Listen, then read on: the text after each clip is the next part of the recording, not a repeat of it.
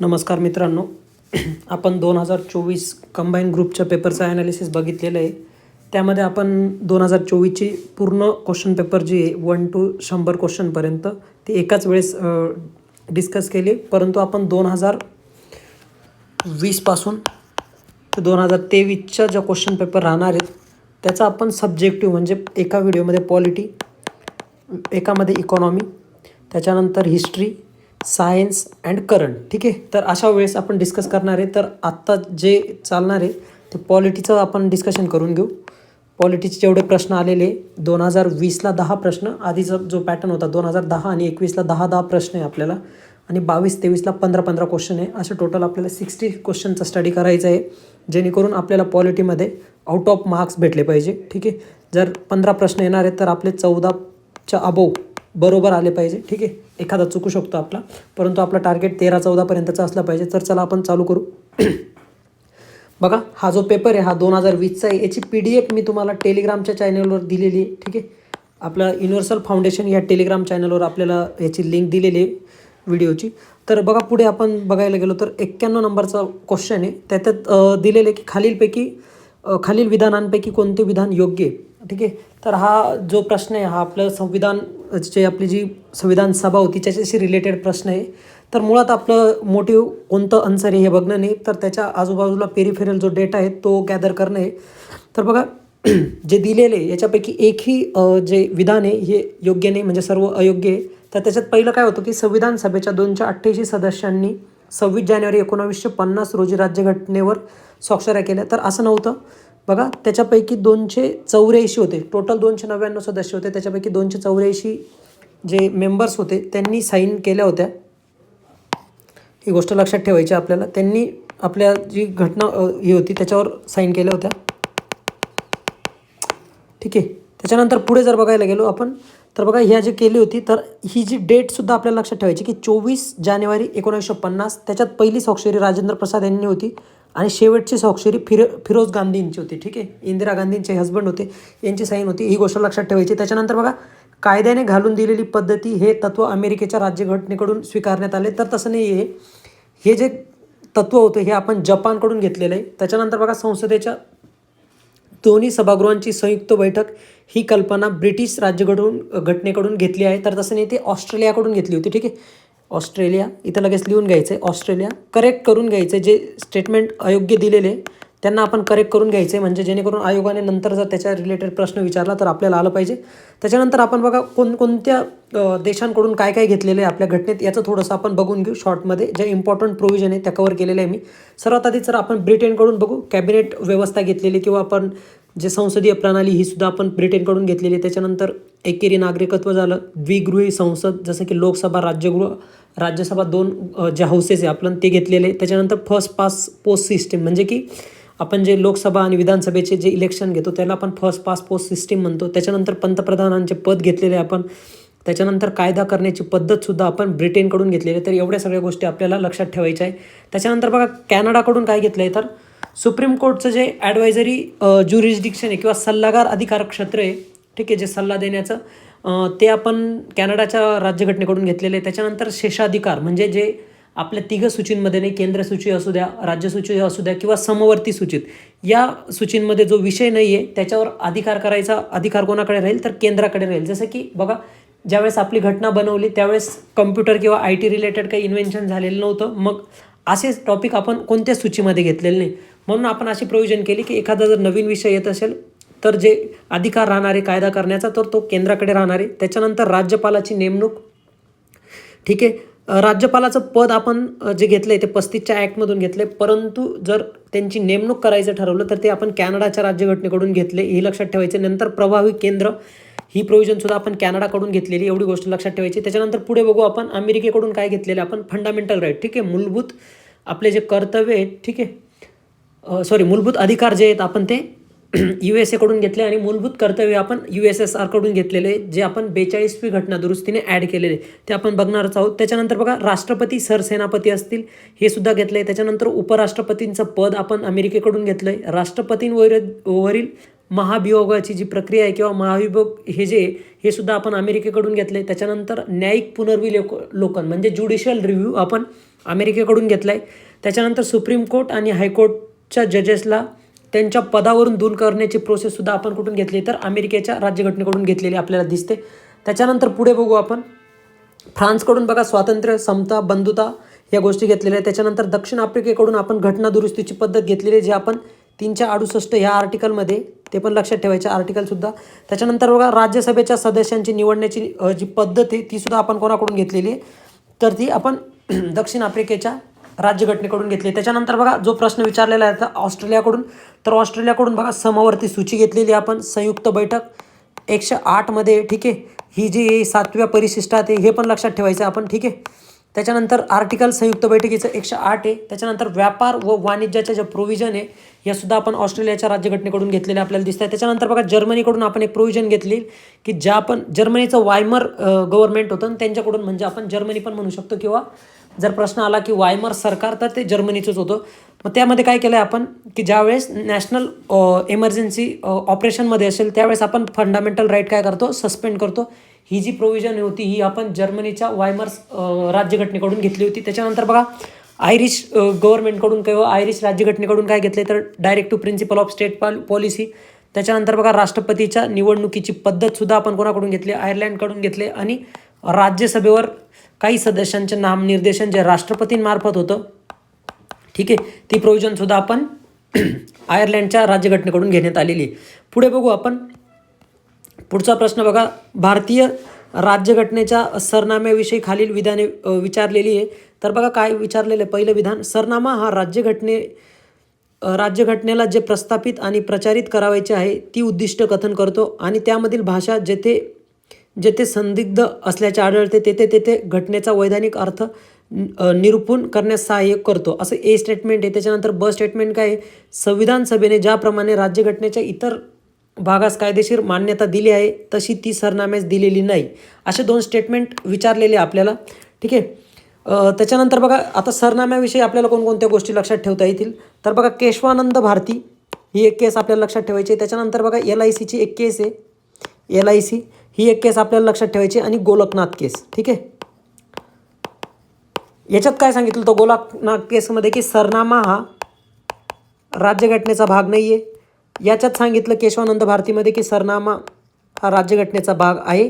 आणि लास्टला काय सांगितलं की इंटिग्रल पार्ट आहे हा, असं कशात सांगितलं होतं, LIC केसमध्ये. आणि अजून एक केस जर आपण घेतली तर वामनराव केस, ठीक आहे. तर प्रश्न येऊ शकता की सरनाम्याशी रिलेटेड कोणकोणत्या केसेस आहेत, तर गोलकनाथ एक होती, Keshavananda Bharati, LIC versus union of India आणि वामनराव, हे 4ही केसेस ज्या होत्या त्या आपल्या कशाशी रिलेटेड होत्या, तर 92व्या सरनाम्याविषयी होत्या. त्याच्यानंतर बघा अजून असं पण झालं होतं की सरनाम्यामध्ये कधी अमेंडमेंट झाली, तर बघा 42व्या घटनादुरुस्तीने आपण एक वेळेस आत्तापर्यंतची एकाच वेळेस सरनाम्यामध्ये घटनादुरुस्ती झाली आणि ती 42व्या घटनादुरुस्तीने झाली होती. एवढी गोष्ट आपण लक्षात ठेवायची आहे ह्या प्रश्नाबद्दल. त्याच्यानंतर पुढचा प्रश्न बघू आपण, बघा KC वेअर यांच्या निरीक्षणानुसार खालील विधानांपैकी कोणत्या विधानातून भारतीय संघराज्य पद्धतीचे खरे रूपक व्यक्त होते, असा प्रश्न विचारण्यात आला आहे. आता बघा उत्तर त्याचं तुम्हाला माहीतच असेल, परंतु आपण काय बघू की नेमके एकात्मिक वैशिष्ट्य कोणते आपल्या राज्यघटनेचे आणि संघराज्यात्मक कोणकोणते.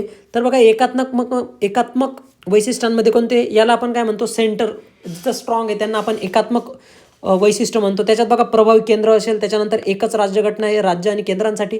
त्याच्यानंतर घटनेची लवचिकता म्हणजे अमेंडमेंट जे होकॉन्स्टिट्यूशनचं ते 368(1) नुसार ज्यावेळेस होतं त्याला आपण लवचिकता म्हणतो, किंवा सिंपल मेजॉरिटीने काही प्रोव्हिजन ज्या होता त्या आपल्या कशाने होता, म्हणजे घटनेची लवचिकता. काही गोष्टी आपल्या संविधानात अशा आहेत की त्यांना आपण सिंपल मेजॉरिटीने सुद्धा अमेंड करू शकतो, तर हीच आपल्याला घटनेची लवचिकता म्हणता येईल. परंतु ज्यावेळेस 368(2) नुसार एखादी घटना दुरुस्ती असते तर रिजिड प्रक्रिया आहे ती, किंवा कॉम्प्लेक्स प्रोसेस आहे, ही पण गोष्ट आपण लक्षात ठेवायची. त्याच्यानंतर आपल्याकडे एकात्मक न्यायव्यवस्था आहे, जसं की आपण बघणार आपले डिस्ट्रिक्ट कोर्ट्स असतात, त्याच्यानंतर हायकोर्ट्स असतं आणि सुप्रीम कोर्ट असतं. याला काय म्हणतो आपण, एकात्मिक, म्हणजे की इथून इथं अपील करता येईल आणि त्याच्यावरती तुम्हाला सुप्रीम कोर्टात अपील करता येईल. त्याच्यामुळे आपल्याकडे एकात्मक न्यायव्यवस्था आहे. त्याच्यानंतर पुढे बघायला गेलं तर ऑल इंडिया सर्व्हिस, जसं की IAS IPS या जे सर्व्हिसेस आहे, या ऑल इंडिया सर्व्हिसेस आहे, म्हणजे यांची नियुक्ती केंद्र सरकार करत असतं. आणि जो इमिजिएट कंट्रोल असतो हा राज्यांकडे असतो, ही सुद्धा गोष्ट आपल्याला लक्षात ठेवायची. त्याच्यानंतर आणीबाणीविषयी ज्या तरतुदी ह्यासुद्धा एकात्मक जे आपलं संघराज्य याचे वैशिष्ट्य म्हणता येईल आपल्याला. नंतर राज्यपालाची नेमणूक, त्याच्यानंतर भंजक घटक राज्य म्हणजे की आपण कोणत्याही राज्याला कधीही बदलू शकतो, त्याचा एरिया बदलू शकतो, त्याचं नाव बदलू शकतो, त्याच्यानंतर त्याचा एरिया कमी जास्त करू शकतो किंवा एका राज्यापासून वेगळं राज्य बनवू शकतो. ही पण गोष्ट आपण लक्षात ठेवायची आहे. त्याच्यानंतर बघा एकेरी नागरिकत्व जी प्रोव्हिजन आहे ती सुद्धा आपल्या एकात्मक संघराज्याची कल्पना दाखवते. त्याच्यानंतर राज्य सूचीवर कायदे करण्याचा संसदेला अधिकार, ही जी प्रोव्हिजन आहे जसं की आपण बघू, ठीक आहे, वेगवेगळे आर्टिकल आहेत त्याच्यात 249, 250 आहे. त्याच्यानंतर विचार करायला 251 आणि 253 असे जे आर्टिकल आहे ते सांगतात की राज्यसूचीवर केंद्राला कायदा करता येईल. आपण पुढच्या प्रश्नांमध्ये बघणार आहे की 249मध्ये काय आहे, 250मध्ये काय आहे, त्याच्यानंतर 251 आणि 53 सुद्धा आपण बघणार आहेत. तर ते आपण पुढच्या क्वेश्चनमध्ये बघू. त्याच्यानंतर जर बघायचं ठरवलं आपण तर बघा संघराज्यात्मक प्रोव्हिजन कोणकोणते आहेत तर दुहेरी शासन पद्धती, त्याच्यानंतर लिखित राज्यघटना, त्याच्यानंतर अधिकारांची विभागणी, नंतर घटनेची सर्वोच्चता, त्याच्यानंतर ताठर घटना जसं की इथं बघितलं आपण लवचिक. त्याच्या विरोधात जर बघायचं गेलं तर 368(2) जसं मी सांगितलं तुम्हाला, ही गोष्ट लक्षात ठेवायची की ही ताठर घटनेचं वैशिष्ट्य आहे. त्याच्यानंतर द्विगृही संसद आणि स्वतंत्र न्यायव्यवस्था, म्हणजे स्वतंत्र म्हणजे कसं तुम्हाला म्हणता येईल की आपलं ज्युडिशियरी आणि एक्झिक्युटिव्ह यांचा काही संबंध नसतो. जसं की आपण 50 आर्टिकल असेल तर आपल्याला माहिती असेल की स्वतंत्र न्यायव्यवस्था हे आपलं ते लेगिस्लेचर आणि याच्यात समाविष्ट होत नाही.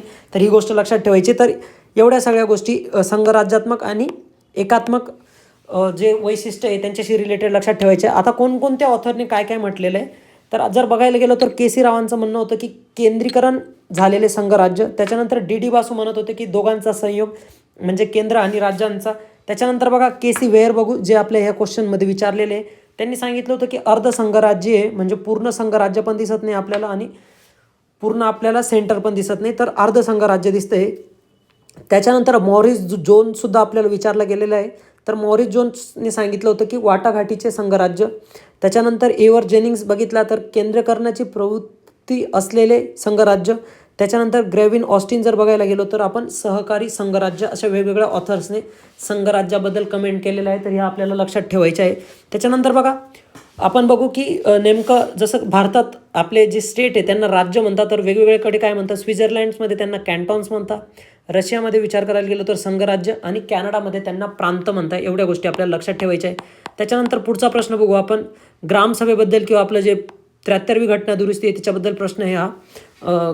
बघा पहिलं स्टेटमेंट बघू आपण. ग्रामसभेचे कार्यवृत्त व इतर संबंधित अभिलेख अभिरक्षित ठेवणे आणि त्यांची योग्य ती सुरक्षितता राखणे ही सरपंच आणि उपसरपंच यांची संयुक्त जबाबदारी असते, असं पहिलं स्टेटमेंट आहे. त्याच्यानंतर बघा प्रत्येक वित्तीय वर्षातील ग्रामसभेची पहिली बैठक ते वित्तीय वर्ष सुरू होण्यापासून 2 महिन्यांच्या आत भरवली पाहिजे, असं काहीतरी 2 आपल्याला स्टेटमेंट दिलेले आणि विचारलेले की बरोबर कोणतं आहे. बघा ही जी वरची प्रोव्हिजन दिलेली ना हे काम सरपंच आणि उपसरपंचाचं नसतं तर हे ग्रामसेवकाचं असतं. ही गोष्ट आपण लक्षात ठेवायची, ठीक आहे. आणि दुसरं स्टेटमेंट बरोबर दिलेलं आहे. तर आता ग्रामसभा काय असतं, आपल्याला ग्रामसभेबद्दल प्रश्न आहे. तर बघा ग्रामसभा 18 वर्षावरील नागरिकांचा याच्यात समावेश होतं. जर कॉन्स्टिट्यूशनमध्ये बघायला गेलं तर सर्व प्रौढ असा शब्द वापरलेला आहे. मग प्रौढ कोणते येतील, ठीक आहे. तर आपण लक्षात घ्यायचं आहे जे मतदार राहणार आहेत आपल्या ग्रामपंचायतीचे तेच काय असतात, ग्रामसभेचे सदस्य असतात. एवढी गोष्ट लक्षात ठेवायची. बघा ग्रामपंचायतीचे सदस्य आणि ग्रामसभेचे सदस्य वेगवेगळे राहणार आहेत.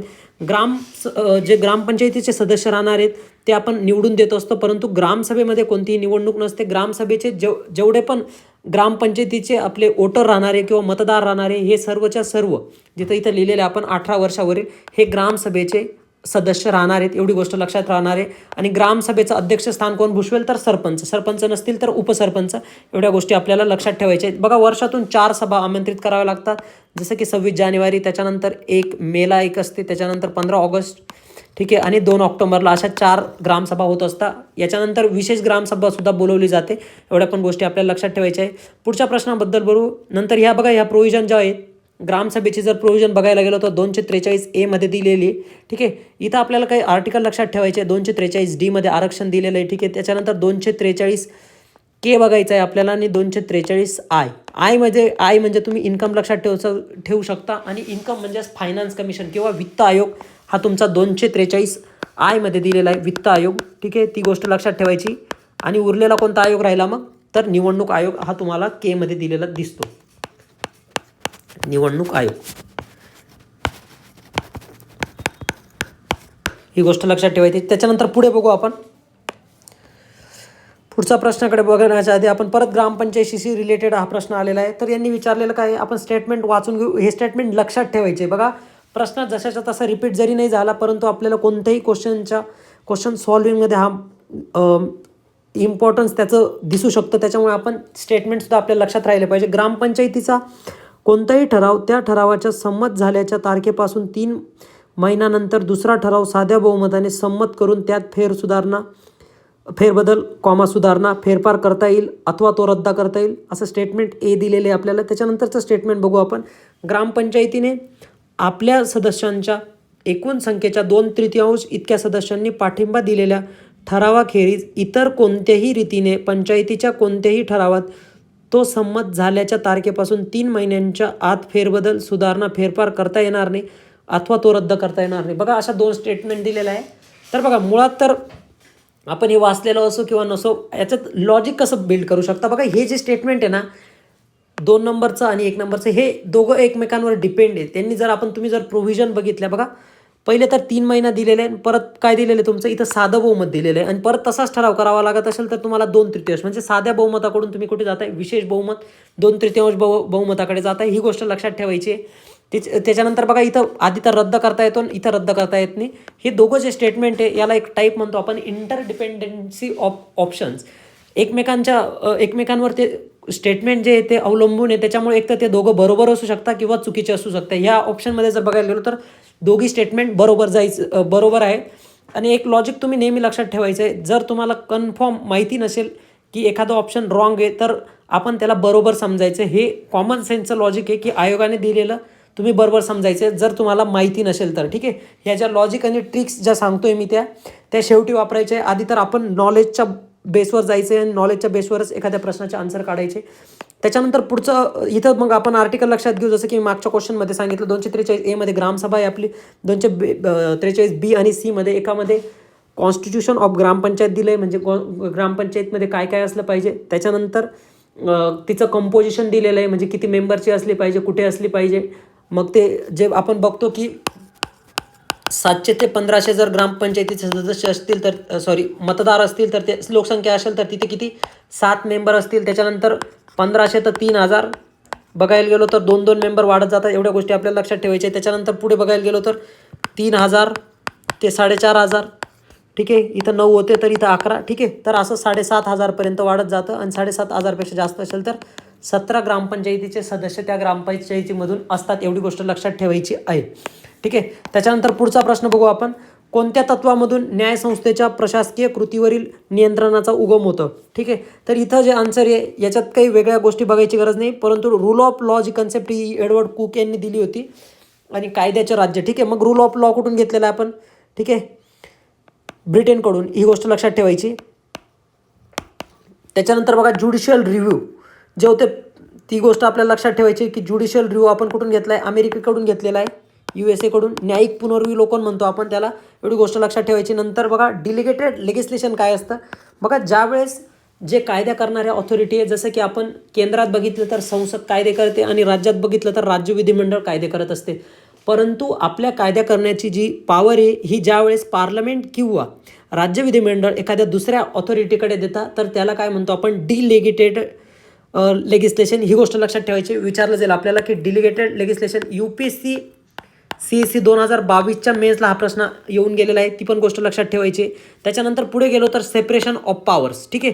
तर सेपरेशन पॉवर नसतं आपल्याकडे, तर डिव्हिजन ऑफ पॉवर आपल्या कॉन्स्टिट्यूशनमध्ये प्रोव्हिजन आहे. आता डिव्हिजन ऑफ पॉवर आणि सेपरेशन ऑफ पॉवर या 2 वेगळ्या गोष्टी आहे.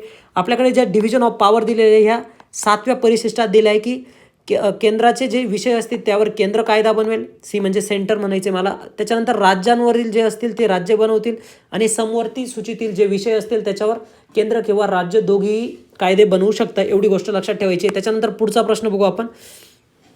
पुढचा प्रश्न राज्यपालाशी रिलेटेड आहे की राज्यपाल यांच्या संबंधी पुंचिक आयोगाच्या शिफारशीबद्दल खालीलपैकी कोणती शिफारस ही चुकीची नमूद करण्यात आलेली आहे. याचा अर्थ ज्या बाकीच्या प्रोव्हिजन दिलेल्या आहे या बरोबर आहेत आणि ते आपल्याला लक्षात ठेवायचे आहे. तर ते आपण रीड करून घेऊ.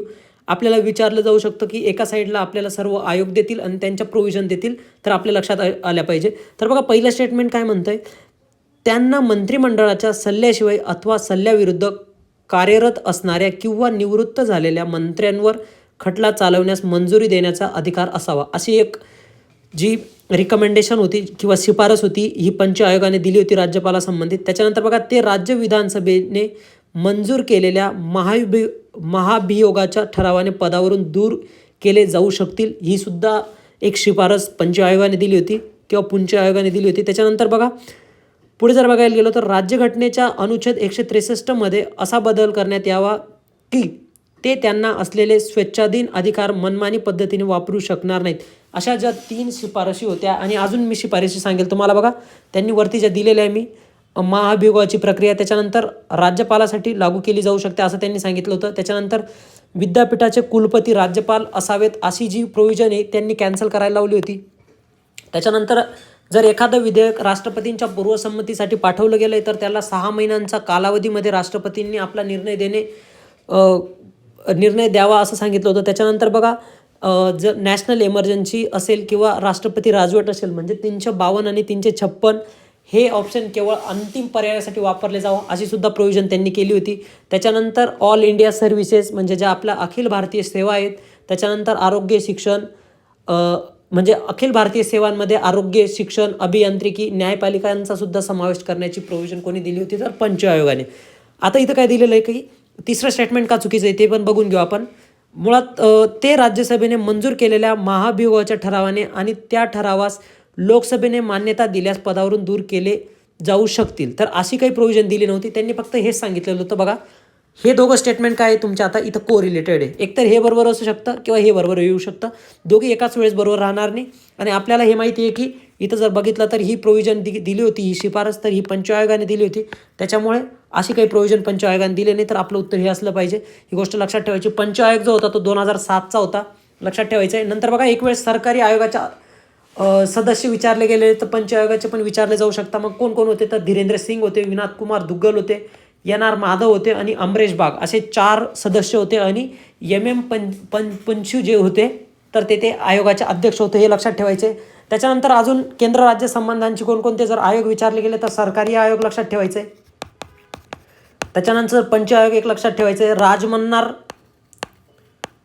लक्षात ठेवायचे. नंतर आनंद साहिब जे रिझॉल्युशन होतं ते पण लक्षात ठेवू शकतो. तर ह्या ज्या गोष्टी होत्या ह्या कशाशी रिलेटेड आहेत तर केंद्र राज्य संबंध आणि केंद्र राज्य संबंधांमध्ये राज्यपालाशी रिलेटेड ज्या शिफारशी होती या पंच आयोगाने दिल्या होत्या, ह्या गोष्टी लक्षात ठेवायची.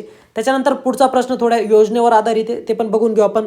राष्ट्रीय ग्राम स्वराज अभियान काय आहे असं विचारलं होतं. मुळात ते कधीच आहे तर ते बघू आपण. आन्सर मार्क केलेलंच असेल मी तर ते त्याचं आन्सर असतं, ही पण गोष्ट लक्षात ठेवत चला जर मी आन्सर सांगितलं नाही तर. त्याच्यानंतर बघा आपण काय बघू आता, बॅकग्राऊंड डेटा बघून घ्यायचा. राष्ट्रीय ग्राम स्वराज अभियान जे ते 2018 सुरुवात केलं होतं 24 एप्रिलला. जो 24 एप्रिलचा जो प्रश्न आहे आपल्याला ग्रुप बीच्या 2024ला येऊन गेला आहे, ठीक आहे. 24 एप्रिलला काय असतं तर ठीक आहे चला, ते 2018ला ही झाली, 24 एप्रिलला ती चालू करण्यात आलं. मुळात हिचा उद्देश काय होता तर पंचायत राज संस्थांना ग्रामपंचायत विकास आराखडा करण्यास सक्षम करणारी ही योजना होती, लक्षात ठेवायचं. हिचं मिशन जे होतं ते अंत्योदया म्हणजे शेवटच्या जो बेनिफिशरी यांच्यापर्यंत पोचावं हा तिचा उद्देश होता. त्याच्यानंतर नोडल मिनिस्ट्री कोणती होती किंवा कोणत्या मंत्रालयाअंतर्गत होती तर पंचायत राज मंत्रालयाअंतर्गत ही जी योजना होती ही राबवली जात होती, एवढी गोष्ट लक्षात ठेवायची. त्याच्यानंतर बघा हिच्यात शेअरिंग कसं होतं तर जे आपले राज्य आहे त्याच्यात राज्य 40% देतील आणि केंद्र 60% देणार होते. त्याच्यानंतर 90-10चा जो फॉर्म्युला होतो हा पूर्वकडील राज्य किंवा पर्वतीय राज्यांसाठी हा फॉर्म्युला सुद्धा आपण लागू केला होता, एवढी गोष्ट लक्षात ठेवायची. त्याच्यानंतर पुढचा प्रश्न बघू आपण. पुढचा प्रश्न बघा समित्यांबद्दल विचारला गेला आहे.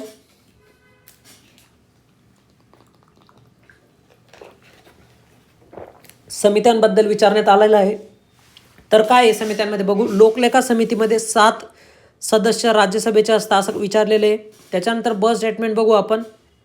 तर लोकसभेच्या दैनंदिन कामकाज पाहणाऱ्या नियमात असे नमूद करण्यात आले आहे की विरोधी पक्षाचा सदस्यच लोकलेखा समितीचा अध्यक्ष असेल. आणि आपल्याला खाली काय विचारलेलं आहे तर अयोग्य असत्य, ठीक आहे. म्हणजेच काय असतं अयोग्य असतं, ठीक आहे, किंवा असत्य तर दिलेले किंवा चुकीचे. ठीक आहे, ह्या शब्दांचा अर्थ एकच होतो मित्रांनो. ही पण गोष्ट लक्षात ठेवायची. असत्य म्हणजेच अयोग्य असतं, म्हणजेच चुकीचं असतं, म्हणजेच बरोबर नसतं असं पण विचारतो आयोग. खालीलपैकी कोणते बरोबर नाही हे लक्षात ठेवायचं. यांचा सर्वांचा अर्थ एकच होतो, असत्य, अयोग्य, चुकीचे किंवा बरोबर नाही. ही गोष्ट लक्षात ठेवायची आहे. त्याचाच विरोधात कसं होईल मग थोडंसं बघून घेऊ आपण. पेपरच्या ज्या आपण स्पीडमध्ये आपण हे वाचत नाही आणि आपल्याला येणारा प्रश्नसुद्धा आपण चुकवत असतो. अयोग्यचं काय येईल मग? योग्य म्हणजे सत्य, योग्य म्हणजे बरोबर, चुकीचे म्हणजे नंतर त्याच्या विरोधात बरोबर आणि त्याच्यानंतर चुकीचे नाही. ठीक आहे, या गोष्टी कुठेतरी लिहून घ्यायच्या आहे आणि ज्या सिली मिस्टेक म्हणतो आपण त्या टाळायच्या आहे. तर कशा टाळू शकता? तर ह्या गोष्टींनी. ठीक आहे, म्हणजे कसं की अयोग्य म्हणजे चुकीचे आहे, म्हणजेच बरोबर नाही आणि त्यालाच आपण असत्य म्हणतो. त्याच्यानंतर त्याच्या विरोधात मग सत्य, योग्य, बरोबर किंवा चुकीचे नाही. ही गोष्ट लक्षात ठेवायची. तर चला बघू आपण मग. पहिले तर आपण पूर्ण समित्या बघून घेऊ. बघा, 3 प्रकारच्या आपल्याकडे ज्या इम्पॉर्टंट एक्झामला येतात त्या समित्या बघायच्या आपल्याला. एक अंदाज समिती असते, ती 1950ला स्थापन केली, जॉन मथाई यांनी, लक्षात ठेवायची होती.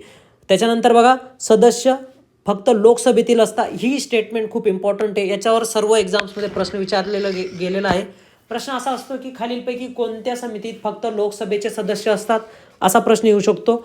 किंवा त्याच्यानंतर अंदाज समितीमध्ये खालीलपैकी कोणत्या सदनामधून सदस्य असतात, असा पण प्रश्न येऊ शकता. तर फक्त लोकसभा ही गोष्ट लक्षात ठेवायची. तर सदस्य किती असतात? तर 30 असतात, गोष्ट लक्षात ठेवायची. त्याच्यानंतर कम्पॅरेटिव्ह बघू आपण. अंदाज समिती 1950ची आहे. ठीक आहे, जॉन मथाई यांची रिकमेंडेशन होती. त्याच्यानंतर लोकलेखा समिती 1921ची आहे, सर्वात जुनी लक्षात येईल. 1919च्या कायद्यानुसार तिची स्थापना करण्यात आली होती.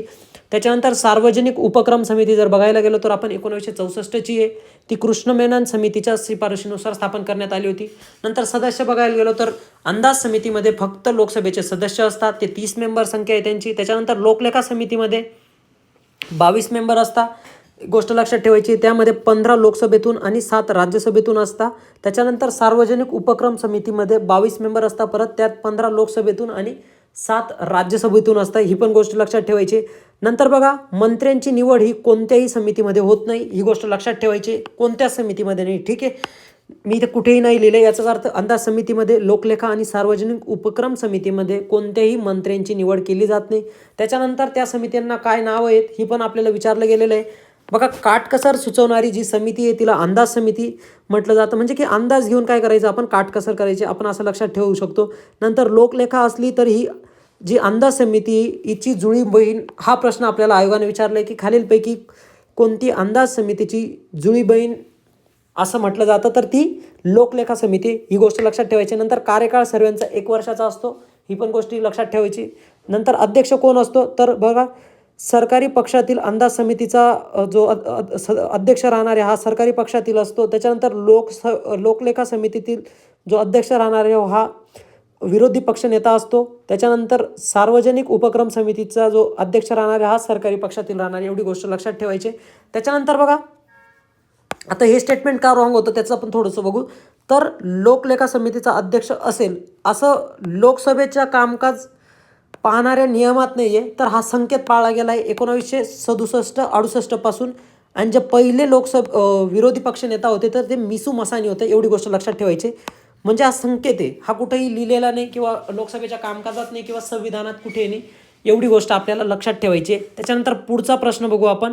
शेवटचा प्रश्न आहे 2020चा. भारताचे प्रथम लोकपाल म्हणून यांची नियुक्ती झाली होती. ठीक आहे, तर आपल्याला सर्वांना माहिती असेल की पिनाकी चंद्र घोष होते. परंतु आता आपण बाकीच्या गोष्टी बघून घेऊ लोकपालाबद्दल.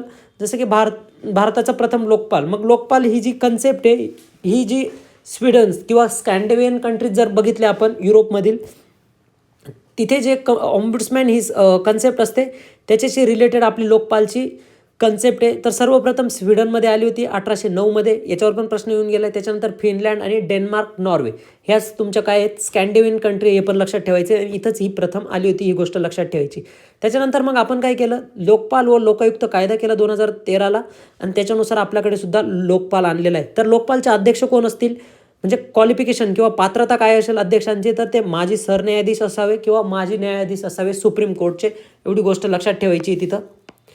ठीक आहे, त्याच्यानंतर बघा, सदस्य 8 असतील, त्याच्यात 4 न्यायिक म्हणजे जे न्यायव्यवस्थेशी रिलेटेड असतील असे 4 सदस्य आणि 4 सदस्य जे राहणारे ते SC ST OBC अल्पसंख्याक किंवा महिला या संवर्गातून राहतील, एवढी गोष्ट लक्षात ठेवायची. म्हणजे टोटल जर बघायला गेलो तर आपण 1+8 म्हणजे एक अध्यक्ष आणि 8 मेंबरची ही लोकपालची बॉडी राहणार आहे, लक्षात ठेवायचे. नंतर लोकपालांना नियुक्त कोण करतात, तर राष्ट्रपती करणार आहेत. मग राष्ट्रपती नियुक्त करतात तर राष्ट्रपतींना नावं कोण देतं, तर एक समिती असते. ती निवड समितीमध्ये बघा अध्यक्ष पंतप्रधान असतात, त्याच्यानंतर तिचे सदस्य लोकसभेचे अध्यक्ष असतात, नंतर लोकसभेचे विरोधी पक्षनेता म्हणजे लीडर ऑफ ऑपोजिशन असतात, त्याच्यानंतर सरन्यायाधीश असतात किंवा त्यांनी नेमून दिलेला एखादा दुसरा न्यायाधीश असेल किंवा एक कायदेपंडित, ज्या कायदेपंडिताला राष्ट्रपती नामनिर्देशित करतील. असे 4+1 अशी समिती राहणार आहे लोकपालसाठी, ही गोष्ट लक्षात ठेवायची. त्याच्यानंतर कार्यकाळ काय असतो, तर 5-70 असतो, ही गोष्ट लक्षात ठेवायची असेल. आता 5-70 का असेल, कारण आपल्याला माहीत असेल की सर्वोच्च न्यायालयाचं जे न्यायाधीशाचं वय असणार आहे ते किती आहे, 65 वर्ष आहे. ठीक आहे, मग 65 वर्षानंतरच ते इथं जॉबला येऊ शकतात, हे पण आपल्या लक्षात आलं पाहिजे. म्हणून 5-70 हा क्रायटेरिया देण्यात आला आहे. म्हणजे 65 नंतर एक तर 5 झाले, तसं पण 70 वर्ष होऊन जातात. आणि जर एखादा लेट झाला तरी पण 70 वर्ष त्याचे वयाचे होतील, त्यावेळेस तो काय होऊ शकतो, रिटायर व्हावं लागेल त्याला, एक गोष्ट लक्षात ठेवायची. आणि ही प्रोव्हिजन अध्यक्ष आणि सदस्यांसाठी बघा किमान वय सुद्धा दिलेलं आहे 45 वर्ष. जसं की सुप्रीम कोर्टचे जजेस किंवा हायकोर्टसाठी किमान वय दिलेलं नाही, परंतु इथं किमान वय दिलेलं आहे, ही गोष्ट लक्षात ठेवायची. नंतर त्यांना पदावरून कोण दूर करतं, तर राष्ट्रपती करता. नंतर आता थोडं फॅक्च्युअल डेटा बघून घेऊ. सध्या लोकपाल कोण आहेत, अजय खानविलकर आहे, गोष्ट लक्षात ठेवायची आपल्याला. नंतर पिनाकी चंद्रा घोष पहिले होते. नंतर एक मोहंती जे होते ते कार्यवाहक लोकपाल होते, एक ती पण गोष्ट लक्षात ठेवायची. नंतर त्यांच्या अधिकार क्षेत्रात बघा कोण कोण येतं, तर त्यांच्या अधिकार क्षेत्रात जर बघायला गेलो तर पंतप्रधान येतो. परंतु पंतप्रधानाच्या विरोधात जर एखादी कारवाई करायची असेल तर त्यावेळेस काय होतं की 2/3 सदस्यांची सहमती लागते संसदेच्या, एवढी गोष्ट लक्षात ठेवायची. त्याच्यानंतर मंत्र्यांविरोधात सुद्धा कारवाई होऊ शकते. सदस्य असतील किंवा ग्रुप ABCD किंवा ऑल इंडिया सर्व्हिसेसचे जेवढे पण केंद्र सरकारचे कर्मचारी असतील, लोकपालच्या अंतर्गत त्यांच्यावर कारवाई होऊ शकते, एवढी गोष्ट लक्षात ठेवायची. त्याच्यानंतर आता जो पुढचा पेपर बघणार आहे आपण 2021चा बघणार आहे. ठीक आहे, त्याच्यात आपण बघू. पहिलाच पंचायत राजवर प्रश्न आलेला आहे की विचारलेले की खालीलपैकी कोणते विधान बरोबर आहे, असं त्यांनी विचारलेलं आहे. सरपंचाचे अथवा उपसरपंचाचे रिक्त झालेले पद ते रिक्त झाल्याच्या दिनांकापासून 30 दिवसांच्या आत भरले पाहिजे, असं पहिलं स्टेटमेंट आहे. त्याच्यानंतर बघा थेट जनतेमार्फत निवडलेल्या सरपंचांचे रिक्त झालेले पद ते रिक्त झाल्याच्या दिनांकापासून 3 महिन्यांच्या आत भरले जावं, दुसरं स्टेटमेंट असं आहे. त्याच्यानंतर बघा तिसरं स्टेटमेंट जर बघायला गेलो तर ग्रामपंचायतीच्या ज्या सदस्याचे पद सतत ग्रामपंचायतीच्या सभेला गैरहजर राहण्याच्या कारणास्तव रिकामे झाले असेल तर तो लगेच पुन्हा निवडून येण्यास पात्र नसतो, असे 3 स्टेटमेंट दिलेले. आणि आपल्याला विचारलं की खालीलपैकी कोणतं प्रोव्हिजन बरोबर आहे. बघा परत मी सांगेल, हे स्टेटमेंट आहे आणि हे स्टेटमेंट दोघं कोरिलेटेड आहे. फक्त इथं काय दिलं आहे, 30 दिवसांचं दिलं आहे. त्याच्यानंतर इथं काय दिलेलं आहे, तर महिने केलेले. तर बघा हे महिने नसतात, हे 30 दिवसांच्या आतच भरावं लागतं. 30 महिने म्हणजे तुम्ही जर बघायला गेला तर 3 वर्ष असतील. ठीक आहे, जसं की 12 दुने 28, ठीक आहे 2.5 वर्ष येईल. म्हणजे 2.5 वर्षासाठी काय मग सरपंचच राहणार नाही का, तर तसं नाही आहे. तर 30 दिवसांच्या आत ते भरलं गेलं पाहिजे, थेट जनतेमार्फत असेल तरी. आणि जर थेट जनतेमार्फत असेल तर काय करायचं, जे निवडून आले सदस्य असतील त्यांच्यामधूनच एक नंतर काय केला जातो, सरपंच केला जातं, एवढी गोष्ट लक्षात ठेवायची.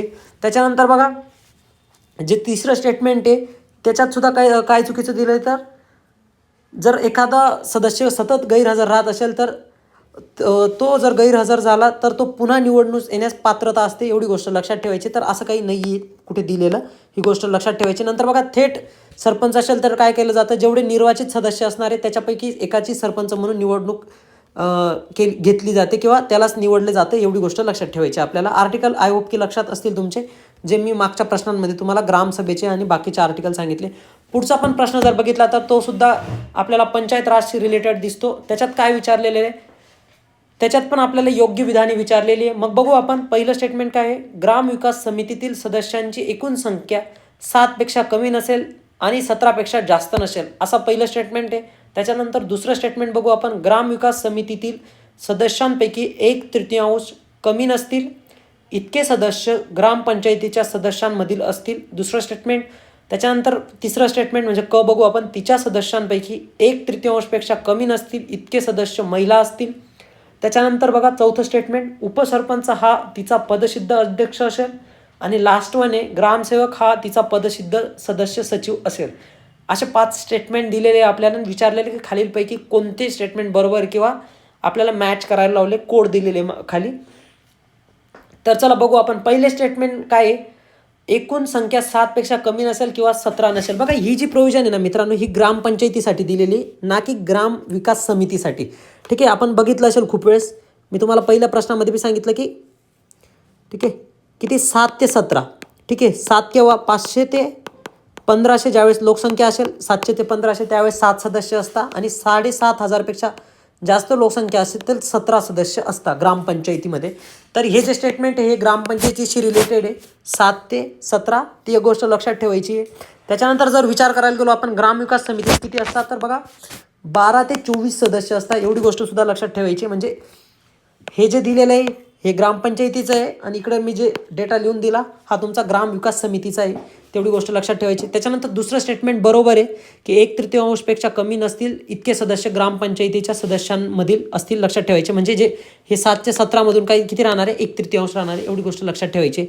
किंवा जेवढे टोटल आहे त्याच्यापैकी 1/3पेक्षा जास्त कुठून पाहिजे तुमचे ग्रामपंचायत सदस्यांमधून. ठीक आहे, नसेल समजत तर मला कमेंटमध्ये सांगायचं आहे, मी तुम्हाला एक्सप्लेन करून देईल. ठीक आहे, नंतर पुढचं स्टेटमेंट बघा, महिला असतील हे पण बरोबर आहे. त्याच्यानंतर उपसरपंच नसतो मित्रांनो, तिथं सरपंच हा काय असतो, पदसिद्ध अध्यक्ष असतो.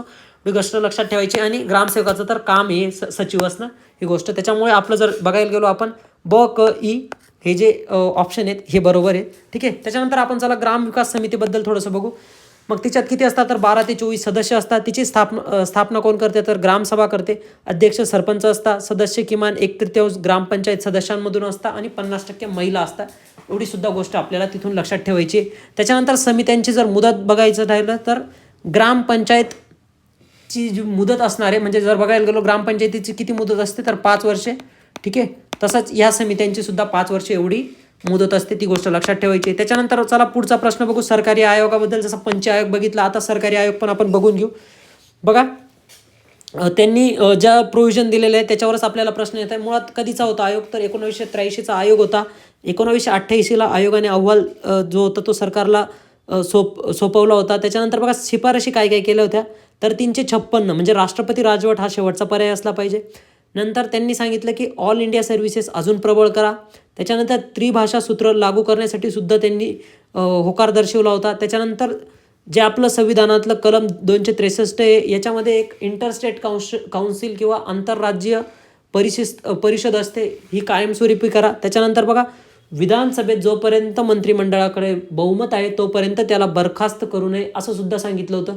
आणि शेवटचं जर बघायला गेलो तर राज्यपाल पद रद्द करण्याची मागणी जी होती ती फेटाळली होती सरकारी आयोगने. ही गोष्ट आपल्याला लक्षात ठेवायची. म्हणजे एवढ्या प्रोव्हिजन आपण सरकारी आयोगाच्या ज्या की पॉईंट आहेत तेवढेच घेतलेले मी. त्या खूप साऱ्या प्रोव्हिजन होत्या, परंतु आपल्याला जिथं प्रश्न येणार आहे अशाच प्रोव्हिजन आपण लेक्चरमध्ये घेतलेले आहे. त्याच्यानंतर बघा प्रश्न येऊन गेला आहे की सरकारी चे मेंबर्स कोण कोण होते, तर बी शिवरामन आणि SR सेन जे होते ते तुमचे सरकारी आयोगाचे मेंबर्स होते. ही लक्षात ठेवायची गोष्ट. आपण पुढे प्रश्न बघू. त्याच्यानंतर पुढचा प्रश्न बघा आपल्याला याच्याबद्दल आहे महाधिवक्त्यांबद्दल. ठीक आहे, त्यांच्याबद्दल बरोबर विधान विचारले. पहिलं स्टेटमेंट आहे की तो राज्याच्या परिषदेची इच्छा असेपर्यंत आपल्या पदावर राहू शकतो. त्याचे मानधन राज्य विधिमंडळाद्वारे निश्चित केले जाते. पुढचं स्टेटमेंट आहे तो राज्य शासनाविरुद्ध असलेल्या खटल्यात खाजगी पक्षकारासाठी वकील म्हणून उभा राहू शकतो आणि वरीलपैकी एकही नाही.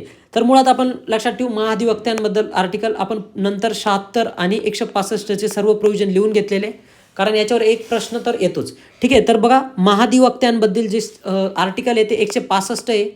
2022ला तुम्हाला डायरेक्ट प्रश्न आलेला आहे, आपण बघूच पुढे. ठीक आहे, 165 जे आर्टिकल आहे ते कशाशी रिलेटेड आहे, तर महाधिवक्त्यांबद्दल. त्याच्यानंतर 76 बघायला गेलो तर आपण महान्यायवादींबद्दल आहे. त्याच्यानंतर बघा तो मंत्री परिषदेची इच्छा असे तोपर्यंत नाही, तर राज्यपालांची मर्जी असेपर्यंत आपल्या पदावर राहतो. इकडे जर बघायला गेलो तर राष्ट्रपतींची मर्जी आपल्याला बघावी लागेल. म्हणजे महान्यायवादी कधीपर्यंत पदावर राहू शकतो, तर राष्ट्रपतींची मर्जी असेपर्यंत. आणि जर महाधिवक्ता असेल तर राज्यपालांची मर्जी. तेवढी गोष्ट लक्षात ठेवायची. त्यानंतर त्याचे मानधन जे आहे तर ते राज्य विधिमंडळाद्वारे निश्चित केले जाते. तर तसं नाही आहे, त्याचं जे मानधन आहे ते राज्यपालामार्फत निश्चित केलं जातं. आणि महान्यायवादीचं जर विचार करायला गेलो तर आपण ते कोणामार्फत होणार आहे, राष्ट्रपतींमार्फत त्याचं मानधन निश्चित होणार आहे. एवढी गोष्ट लक्षात ठेवायची. त्याच्यानंतर बघा तिसरं स्टेटमेंट तो विरुद्ध असलेल्या खटल्यात खाजगी पक्षकारासाठी वकील म्हणून उभा राहू शकतो तर नाही. बघा, सरकारच्या विरोधात कोणतीही केस असेल अशा केसमध्ये जो महाधिवक्ता आहे तो काय राहू शकत नाही, केस लढू शकत नाही. ही गोष्ट लक्षात ठेवायची. ठीक आहे. दुसरा पक्ष असला पाहिजे अदर दॅन राज्य. ठीक आहे. राज्य म्हणजे जो राज्याचा महाधिवक्ता आहे त्या राज्याच्या विरोधात जर कोणी केस टाकली तर त्याच्या बाजूने तो लढू शकत नाही, कारण तो राज्याचा पहिला कायदा अधिकारी असतो. आपल्याला माहिती आहे, ही गोष्ट लक्षात ठेवायची. त्याच्यानंतर पुढे बघू आपण.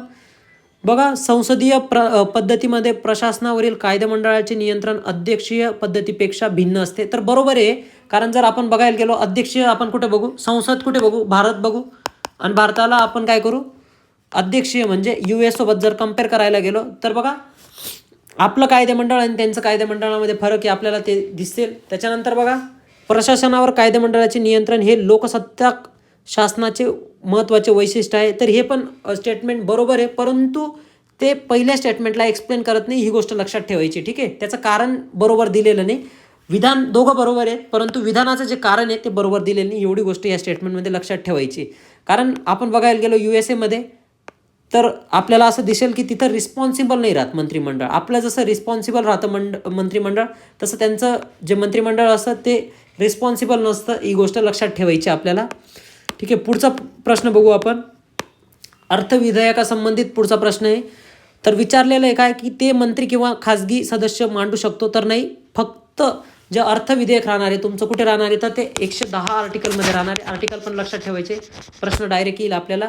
बघा, असं जे विधेयक राहणार, जे अर्थविधेयक आहे ते फक्त मंत्री मांडू शकता, कोणताही खाजगी सदस्य असं विधेयक मांडू शकत नाही. त्याच्यानंतर बघा, ते राज्यपालांच्या शिफारशीशिवाय मांडता येत नाही. बरोबर आहे. ठीक आहे. बघा, राज्यपाल किंवा राष्ट्रपतींच्या संमतीशिवाय सुद्धा ते मांडता येणार नाही. जर आपण आता सध्या राज्याचं बघतोय त्याच वेळेस आपण काय करू, केंद्राचं पण कम्पेअर करून घेत जाऊ, जे आपला कम्पॅरेटिव्ह स्टडी सुद्धा चालेल. म्हणजे पूर्व परवानगी कोणाची लागणार आहे तुम्हाला, इथं राज्यपालांची आणि इकडे राष्ट्रपतींची. ही गोष्ट लक्षात ठेवायची जर ते अर्थविधेयक असेल तर. त्याच्यानंतर बघा, एखादे विधेयक अर्थविधेयक आहे किंवा नाही असा प्रश्न उपस्थित झाल्यास राज्यपालांचा निर्णय अंतिम असतो. तर असं नाही आहे. सभागृहाचे सभापती म्हणजे विधानसभाचे अध्यक्ष येतील इथं, विधानसभेचे अध्यक्ष किंवा लोकसभेचे सभापती. ठीक आहे. त्यांनाच आपण लोकसभेचे अध्यक्ष सुद्धा म्हणू शकतो. तर यांचा निर्णय जो राहणार आहे तो फायनल राहणार आहे जर ते अर्थविधेयक आहे की नाही याच्याबद्दल. त्याच्यानंतर पुढे बघू आपण. जर दोन्ही सभागृहांमध्ये अर्थविधेयकाबाबत पेच निर्माण झाल्यास राज्यपाल विधानसभा आणि विधान परिषदेची संयुक्त बैठक बोलावू शकतात का. तर बघा, बोलू शकत नाही अशा अर्थविधेयकासाठी. आणि कोणतं अजून असतं, एक घटना दुरुस्ती विधेयक. ठीक आहे. ह्या दोन विधेयकांसाठी जे आपलं जॉईंट सिटिंग किंवा आपण काय म्हणतो संयुक्त बैठक आपण बोलवली जाऊ शकत नाही. आता संयुक्त बैठक कुठे असते, जर आपण केंद्राचा विचार करायला गेलो तर 108 आर्टिकलमध्ये असते. ती पण गोष्ट लक्षात ठेवायची. ठीक आहे. त्याच्यानंतर बघा, अर्थविधेयक आणि नवीन राज्यांची निर्मिती असे जे विधेयके आहेत हे आपण राष्ट्रपतींच्या संमतीनेच आपल्या सभागृहात मांडायचे. तेवढ्या पण गोष्टी आपण लक्षात ठेवायच्या. चला, अर्थविधेयकाबद्दल आपण गोष्टी बघून घे. आर्टिकल 110 मध्ये येते. ठीक आहे. लोकसभा किंवा विधानसभेतच ते प्रथमतः मांडलं जाईल. ही गोष्ट पण लक्षात ठेवायची. त्यासाठी पूर्वसंमती लागेल राष्ट्रपतींची किंवा राज्यपालांची. त्याच्यानंतर फक्त मंत्रीच मांडतील, हे पण गोष्ट लक्षात ठेवायची. त्याच्यानंतर बघा, अर्थविधेयक आहे की नाही हा ठरवण्याचा अधिकार जो राहणार आहे तो लोकसभेचे किंवा विधानसभेचे सभापती राहणार आहेत किंवा अध्यक्ष आपण त्यांना म्हणतो, त्यांनाच हा अधिकार राहणार आहे. त्याच्यानंतर बघा, या बाबतीत राज्यसभा आणि विधान परिषदेला, ठीक आहे, सॉरी विधानसभा बोलला गेला, राज्यसभा आणि विधान परिषदेला याच्याबद्दल खूप कमी पॉवर आहेत. तर ते बघा, फक्त 14 दिवस काय करू शकता, अर्थविधेयक रोखून ठेवू शकता. जर 14 दिवसांपेक्षा जास्त कार्यकाळ झाला त्या विधेयकाला तर असं समजलं जातं की ते राज्यसभेने आणि विधानसभेने पास केलं, जसं की लोकसभेने पास केलं त्याच फॉर्मॅटमध्ये, असं गोष्ट बघितली जाते. त्याच्यानंतर बघा, संयुक्त बैठकीची तरतूद नाही आहे अशा अर्थविधेयकासाठी. किंवा दुसरं एक विधेयक सांगितलं मी तुम्हाला, घटना दुरुस्ती विधेयक. ठीक आहे. ही गोष्ट लक्षात ठेवायची. जे आपण संयुक्त बैठक ही फक्त साधारण विधेयकांसाठीच बोलवली जाऊ शकते. तर ती कोणत्या आर्टिकलनुसार, तर 108 आहे. त्याच्यानंतर मग याच्या विरोधात कोणते वेटो पॉवर आहेत, राज्यपाल किंवा राष्ट्रपतींकडे. बघा, संमती देऊ शकता एकतर संमती रोखून ठेवू शकता.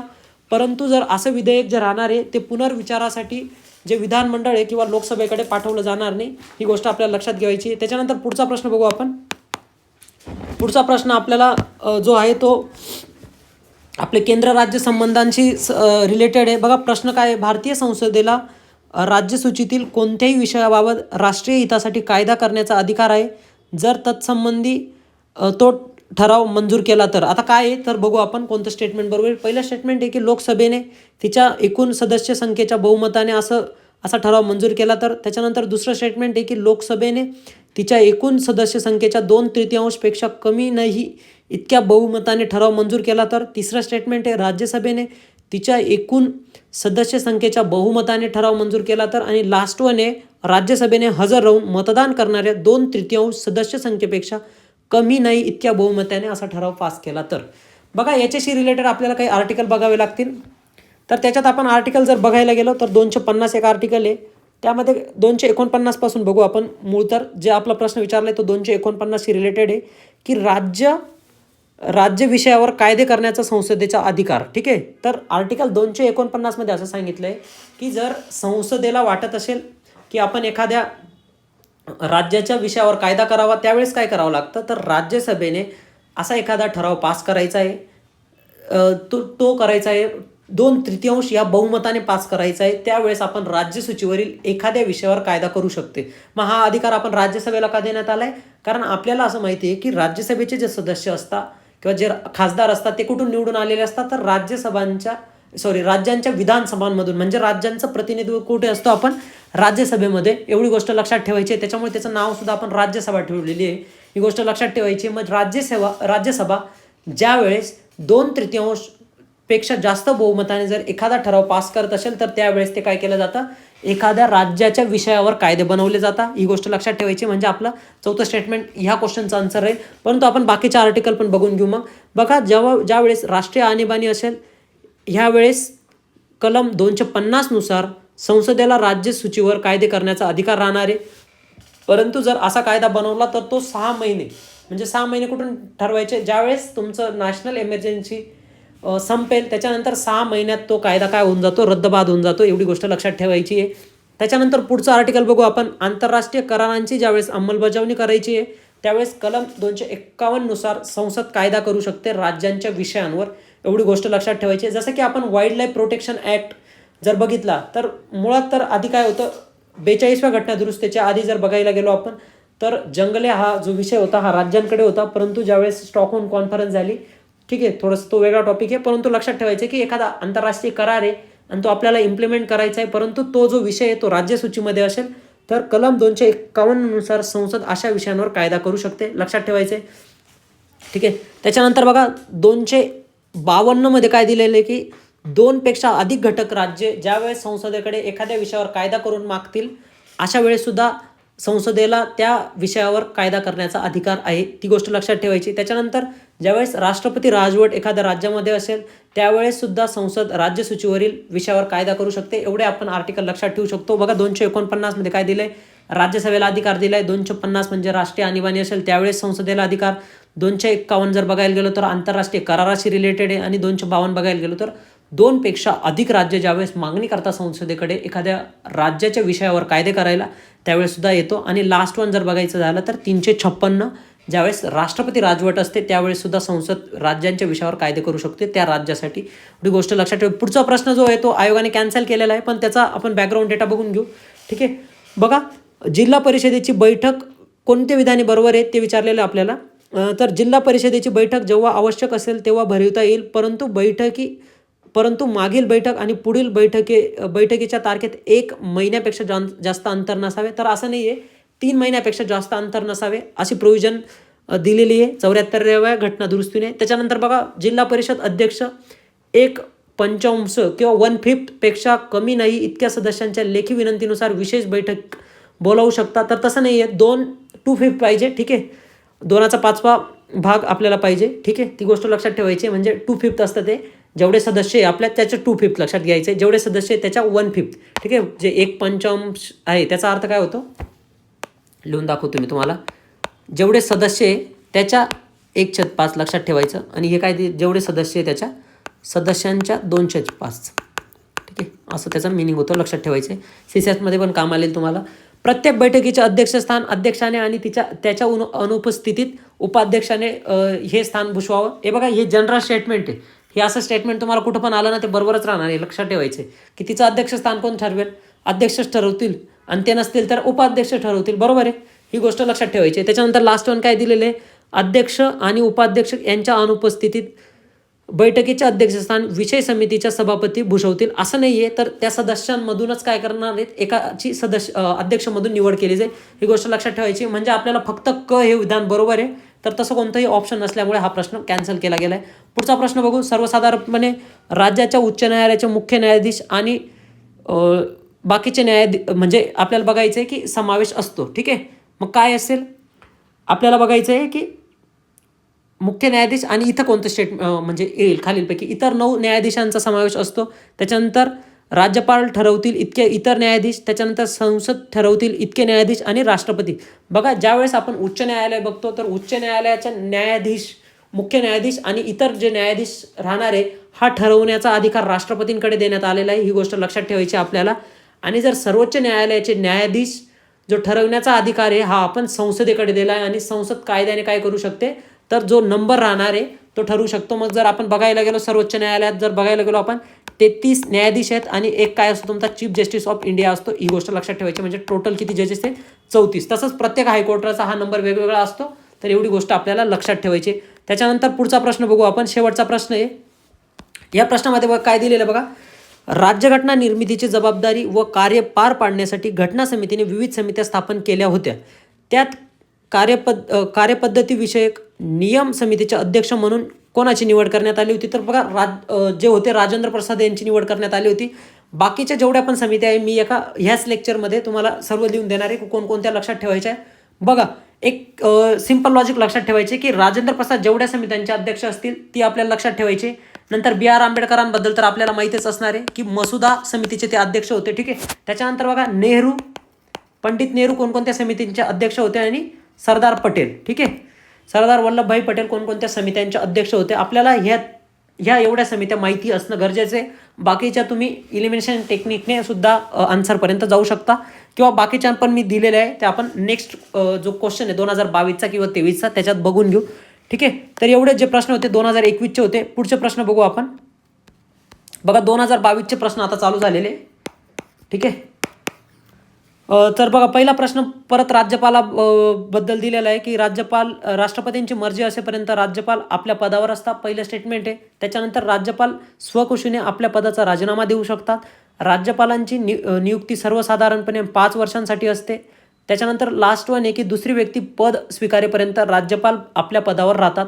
असे 4 स्टेटमेंट दिले आहे. 4ही बरोबर आहे. आपण आता बघू की नेमके राज्यपालांबद्दल कोणकोणते आर्टिकल आहे जे आपल्याला लक्षात ठेवायचे त्याच्याशी रिलेटेड आपण बघू. आता आर्टिकल 153 बघू की एक राज्यपाल असेल, प्रत्येक राज्यासाठी असं प्रोव्हिजन दिलेली आहे.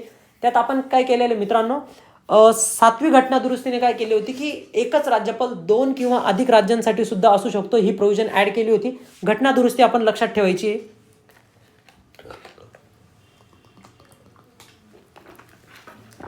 त्याच्यानंतर कलम 154 मध्ये राज्यपालांचे कार्यकारी अधिकार. बघा, हा प्रश्न आपल्याला 2024 मध्ये विचारलेला आहे. त्याच्यामुळे PYQ करायचा फायदा असतो. ही गोष्ट लक्षात येईल तुमच्या की जो डेटा दिलेला आहे एवढा जरी डेटा करणार आहे तुम्ही तरी तुमचे 10पेक्षा जास्त प्रश्न ह्या लेक्चरमधूनच बरोबर येणार आहे. जेवढा डेटा मी तुम्हाला दिलेला आहे याच्यात आणि 2024च्या पेपरमध्ये. ठीक आहे, आणि बाकीचे तर आपला अभ्यास ने आपण बरोबर आणणार आहे. ठीक आहे, त्याच्यानंतर पुढचा बघू आपण. कलम 155 नेमणूक राष्ट्रपतींमार्फत होते. राज्यपालांची ही गोष्ट लक्षात ठेवायची. त्याच्यानंतर 156 मध्ये त्यांचा पदावधी दिला आहे. तर बघा पदावधीमध्ये काय आहे तर राष्ट्रपतींची मर्जी असेपर्यंत. बघा वरचा एक प्रश्न दाखवेल ना मी तुम्हाला, त्याच्यात मी दिलेलं आहे तुम्हाला. म्हणजे PYQ करायचा काय फायदा असतो ते तुम्हाला माहितीच असेल, पण मी थोडंसं दाखवून देतो. ठीक आहे, कुठे गेला तो प्रश्न राज्यपालांचा. राज्यपालांचा प्रश्न होता की ते किती वेळ पदावर असतील, असा पहिलाच प्रश्न होता. मला तो प्रश्न सापडत नाही आता. ठीक आहे, प्रश्न सापडत नाही मला. जर लक्षात आलं तर मी डायरेक्ट सांगतो तुम्हाला. ठीक आहे, इथं पण नाही तो प्रश्न.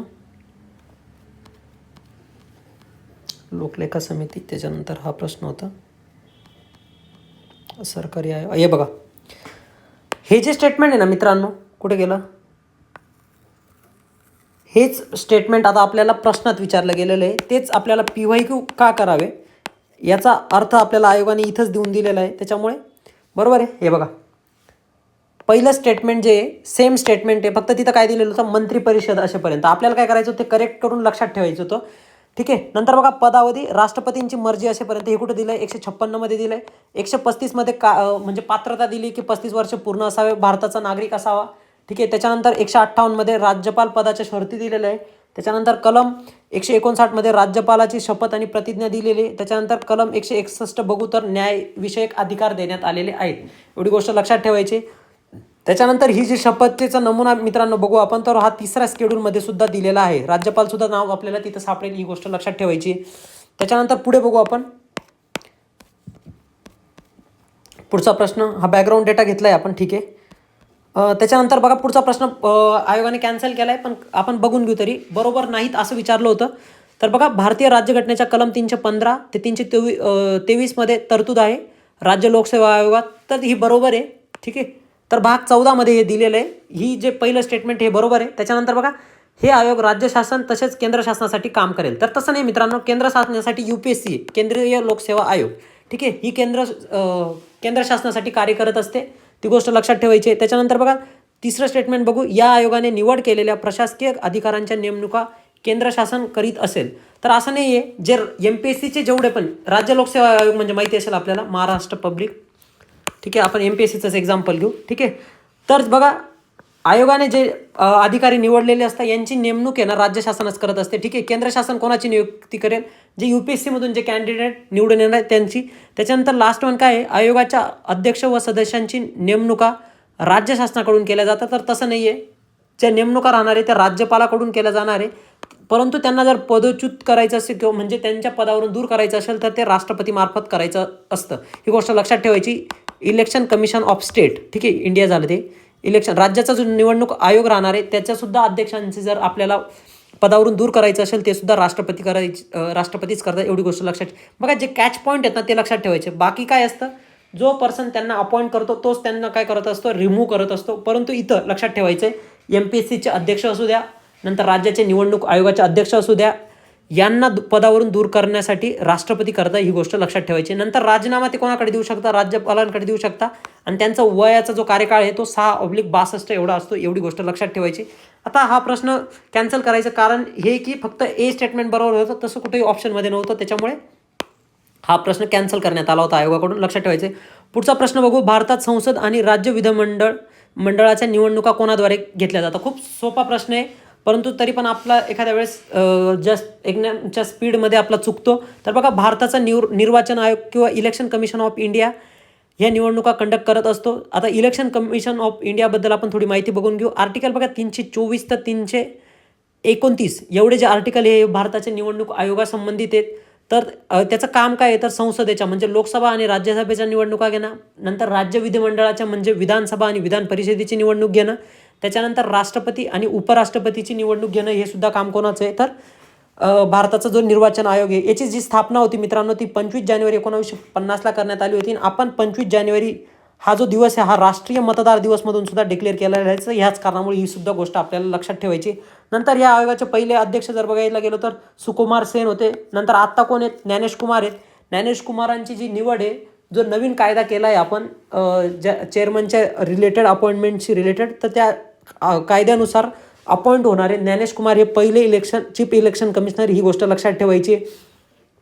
त्याच्यानंतर जो एक मागचा प्रश्न आला होता की पहिला महिला कोण होत्या या आयोगाच्या अध्यक्ष, तर त्या लक्षात ठेवायचे VS रमादेवी, त्यांचं नाव लक्षात ठेवायचं. त्याच्यानंतर बघा राज्याचा जो निवडणूक आयोग राहणार आहे हा जो आहे याचं काम काय, तर स्थानिक स्वराज्य संस्था, आणि त्याचा आर्टिकल मी तुम्हाला खूप वेळ सांगितले 243 के लक्षात ठेवायचं आहे.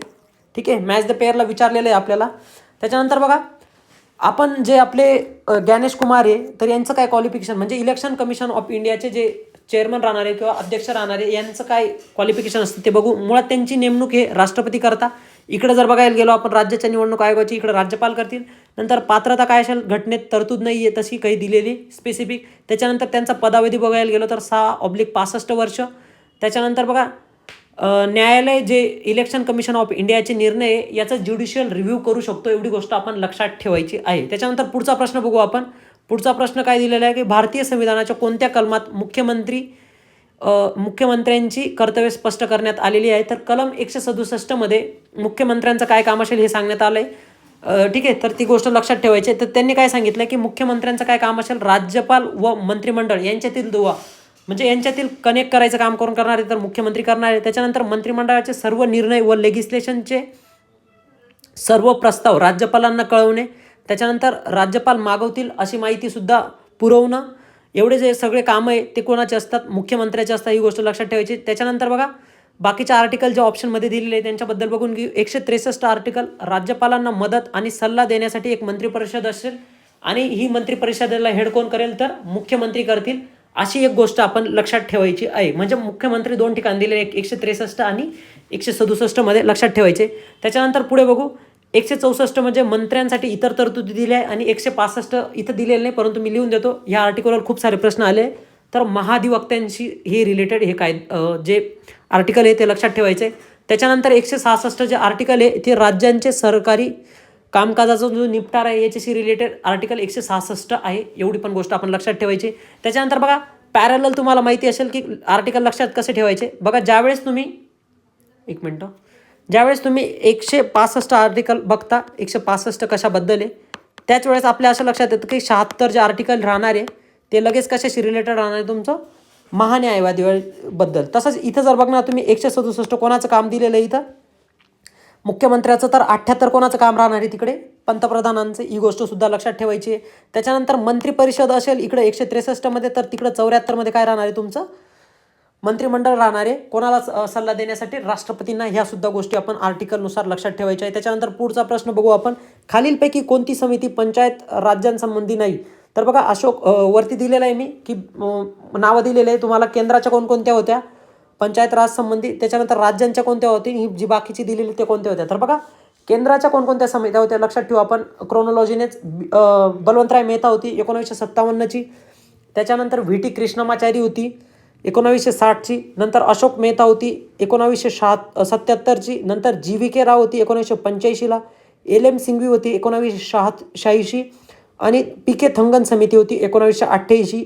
ह्या ज्या समित्या होत्या ह्या पंचायत राज संस्थांसंबंधित होत्या, केंद्राच्या समित्या होत्या. त्याच्यानंतर राज्यांच्या जर समित्या बघायला गेलो तर वसंतराव नाईक समिती होती 1960ची. लना बोंगीरवार समिती होती 1970ची. त्याच्यानंतर पुढे बाबूराव काळे समिती होती 1980ची आणि लास्ट वन होती पी बी पाटील समिती 1984ची. आणि पुढे जर बघायला गेलो, जे एक आपलं ह्या क्वेश्चनचा आन्सर आहे की राजमन्नार समिती काय होती, तर ही केंद्र राज्य संबंधाशी समिती होती जी की तामिळनाडू गव्हर्नमेंटने स्थापन केलेली होती. ही कोणत्याही केंद्र सरकारची नव्हती. ही गोष्ट लक्षात ठेवायची. त्याच्यानंतर पुढचा प्रश्न बघू, जो परत आयोगाने कॅन्सल केलेला आहे. ग्रामसभेच्या रचनेतील अचूक वाक्यांचा समूह बनवा. अचूक म्हणजे बरोबर. ठीक आहे, तर चला चेक करू. पहिलं स्टेटमेंट, गावातील सर्व प्रौढ नागरिकांची मिळून ग्रामसभा तयार होते. हे कुठं दिलं आहे, आर्टिकल 243A मध्ये ग्रामसभा दिलेली आहे. ठीक आहे, लक्षात ठेवायचे. त्याच्यानंतर बघा प्रौढ नागरिक कोणते असतील, तर 18 वर्ष पूर्ण करणारा प्रत्येक नागरिक हा काय राहणार आहे, ग्रामसभेचा सभासद असतो. त्याच्यानंतर बघा यांनी काय दिलेलं आहे की ग्रामसभेला निवडणूक असते असं एक दिलेलं आहे. आणि लास्ट वन दिलेलं आहे, ग्रामपंचायतीचे सर्व मतदार ग्रामसभेचे सभासद असतात असं स्टेटमेंट दिलेलं आहे. तर आपण जर बघायला गेलो, ठीक आहे, तर हा प्रश्न आयोगाने का कॅन्सल केला हे त्यांनाच माहिती. परंतु बघा इथं जर बघायला गेलो तर निवडणूक नसते. ठीक आहे, असं काही नाही की ग्रामसभेला निवडणूक नसते. ग्रामसभेचे जेवढे पण सदस्य राहणार हे काय राहणार आहे, तुमचे प्रौढ नागरिक राहणार. म्हणजे ए स्टेटमेंट, बी स्टेटमेंट आणि जे तुमचं डी स्टेटमेंट आहे हे बरोबर आहे, परंतु आयोगाने हा प्रश्न कॅन्सल केलेला आहे. ठीक आहे, एवढी गोष्ट लक्षात ठेवायची. सर्व मतदार तर 18 वर्षांच्या पुढे येणार आहेत. म्हणजे बघा इंटर डिपेंडेंट आहेत हे स्टेटमेंट. ABD आन्सर असायला हवं होतं, परंतु काहीतरी ऑब्जेक्शन असल्याने हा प्रश्न आयोगाने कॅन्सल केलेला. ही गोष्ट लक्षात ठेवायची. सी तर येणार नाही. ठीक आहे, सी जर कट केलं तर आपण सर्व ऑप्शन म्हणजे 3 ऑप्शन एलिमिनेट झाले की आपला ऑप्शन बरोबर येते. ठीक आहे, लक्षात ठेवायचे. ठीक आहे, नंतर नाही तर मग इथं चुकलेलं असू शकतं की सर्व प्रौढ, याच्यात काहीतरी प्रॉब्लेम असू शकतो की सर्व प्रौढमध्ये मग त्यांनी मतदार कन्सिडर केले नसतील, त्याच्यामुळे सुद्धा. कारण ए तर तुमचं इथं पण आहे जे हा पण ऑप्शन, मग याच्यामुळे सुद्धा हा प्रश्न कॅन्सल असू शकतो. बघा ग्रामसभेची गणपूर्ती किती लागते, 15% किंवा 100. जे कमी असेल त्याच्यानुसार काय करत असतो आपण, ग्रामसभेची गणपूर्ती करत असतो. म्हणजे बघा जर एखाद्या गावात 700 लोकसंख्या असेल, ठीक आहे, त्याच्यापैकी जर 15% लोक आले तर आपली ग्रामसभेचं काम चालू होईल, किंवा 100 लोक आले तर त्याचं काम चालू होईल. एवढी गोष्ट लक्षात ठेवायची. नंतर वर्षातून 4 ग्रामसभा घेणं बंधनकारक आहे. मग 4 ग्रामसभा मी तुम्हाला सांगितलं आहे कधी कधी होता, 26 जानेवारी, नंतर 1 मे, 15 ऑगस्ट आणि लास्ट वन जर बघायला गेलो तर आपण 2 ऑक्टोबरला काय होत असते, तर ग्रामसभा होत असते. एवढी गोष्ट लक्षात ठेवायची. त्याच्यानंतर पुढचा प्रश्न बघू आपण. 73व्या घटना दुरुस्तीबद्दल विचारलं आहे. तर आता मुळात काय विचारलं आहे की कोणतं बरोबर नाही, चुकीचं विचारलेलं आहे यांनी. बघा 11वी जी अनुसूची आहे ही 73व्या घटना दुरुस्तीने आणली होती आपण. ठीक आहे, ती इम्प्लिमेंट कधी झाली ती डेट पण आपल्या लक्षात असेल, 24 एप्रिल 1993ला लक्षात ठेवायची. किती काय झाली होती तुमचं, ती घटना दुरुस्ती लागू करण्यात आली होती. त्याचनंतर आपण त्यालाच काय म्हणतो, पंचायत राज दिवससुद्धा त्याला आपण उद्देशून संबोधत असतो. तर 11वा जे परिशिष्ट आहे त्यामध्ये 29 सब्जेक्ट आहे आणि त्याच सब्जेक्टवर आपल्याला प्रश्न विचारला आहे. बघा भूमी सुधार कायदा लागू करणे हे ग्रामपंचायतीचं काम असतं, लक्षात ठेवायचं. वनोद्योग, लघुकुटीर उद्योगांचा विकास करणे हे सुद्धा. नंतर तांत्रिक व व्यावसायिक शिक्षणाची सुविधा करणं हे सुद्धा असतं. परंतु गावातील जनतेसाठी मनोरंजनाची व्यवस्था करणे हे काम ग्रामपंचायतीचं नसतं, एवढी गोष्ट लक्षात ठेवायची. 29 विषयांपैकीच आपल्याला प्रश्न विचारलेला आहे. आता जे प्रश्न येऊन गेलेले ते तुम्ही ऑप्शन लक्षात ठेवायचे की हे ग्रामपंचायतीचे कामं राहणार आहे. याच्या व्यतिरिक्त असेल तर ते ग्रामपंचायतीचं काम राहणार नाही. त्याच्यानंतर पुढचा प्रश्न बघू. प्रत्येक राज्याला महाधिवक्ता असावा असे कोणत्या कलमात नमूद केलेलं आहे, आपण मागेच बघितलं. ठीक आहे, तर लक्षात ठेवायचं की महाधिवक्ता जो दिलेला आहे तो कलम 165 मध्ये दिलेला आहे.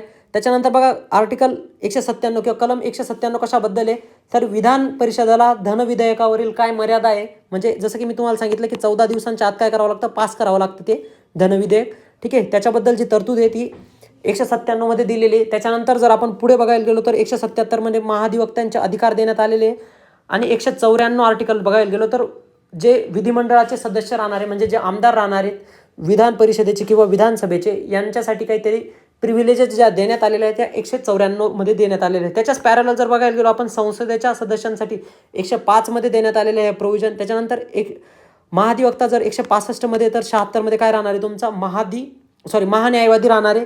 नंतर महाधिवक्त्यांचे अधिकार म्हणजे काय की तो विधान परिषदेत किंवा जे पण राज्य विधिमंडळ असेल यामध्ये तो भाग घेऊ शकतो, परंतु फक्त मतदान करू शकत नाही. हे अधिकार महाधिवक्त्यांचे असतात. आणि हेच बघायला गेलो तर आपण 87 आर्टिकल कशाशी रिलेटेड आहे, महान्यायवादीशी रिलेटेड, एवढी गोष्ट लक्षात ठेवायची. 88. ठीक आहे, त्याच्यानंतर पुढे बघू आपण. पुढचा प्रश्न परत समित्यांबद्दल विचारलेला आहे. बघा थोडंसं कंपॅरिझन दिलेलं आहे मी तुम्हाला. महान्यायवादी वरच्या प्रश्नाचं बघून घेऊ आपण.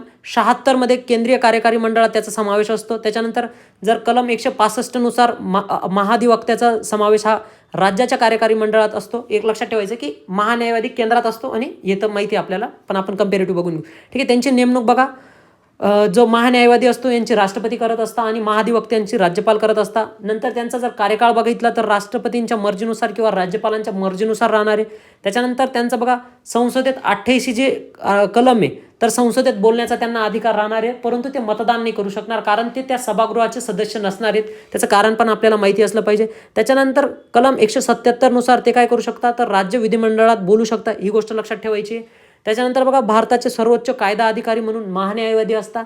त्याच्यानंतर राज्याचे सर्वोच्च कायदा अधिकारी म्हणून तुमचे महाधिवक्ता असणार आहेत, एवढी गोष्ट लक्षात ठेवायची. त्याच्यानंतर बघा 105 कलमप्रमाणे त्यांना काय राहणार आहे, विशेष अधिकार आणि संरक्षण राहणार आहे कोणाला, महान्यायवादीला. आणि 194 नुसार महाधिवक्त्यांना संरक्षण आणि विशेष अधिकार असणारी, ही गोष्ट सुद्धा आपण लक्षात ठेवायची. त्याच्यानंतर जर पुढे बघायला गेलो तर ते केंद्रीय कॅबिनेटचे सदस्य नसतात, जे की इंग्लंडमध्ये असतात, ही गोष्ट आपण लक्षात ठेवायची आहे. त्याच्यानंतर शेवटचा प्रश्न बघू आपण 2022चा. भारतीय राज्यघटनेतील खालीलपैकी कोणते वैशिष्ट्य ब्रिटिश राज्यघटनेकडून घेतलेले नाही. तर बघा बाकीचे जेवढे पण हे 3 प्रोव्हिजन आहे हे आपण कुठून घेतलेलं आहे, ब्रिटनकडून घेतलेलं आहे, पण समवर्ती सूची ऑस्ट्रेलियाकडून घेतलेली आहे, जे की मी तुम्हाला पहिल्याच 2020च्या क्वेश्चन पेपरमध्ये सांगितलं होतं. अजून ऑस्ट्रेलियाकडून काय घेतले तर संयुक्त बैठक घेतलेली आपण, संयुक्त बैठक. ठीक आहे, त्याच्यानंतर व्यापार, या 3 ज्या प्रोव्हिजन आहे आपण ऑस्ट्रेलियाकडून घेतलेले आहे, एवढी गोष्ट आपण लक्षात ठेवायची. ठीक आहे, त्याच्यानंतर शेवटचं बघू आपण आता. 2023ची ही क्वेश्चन पेपर आहे.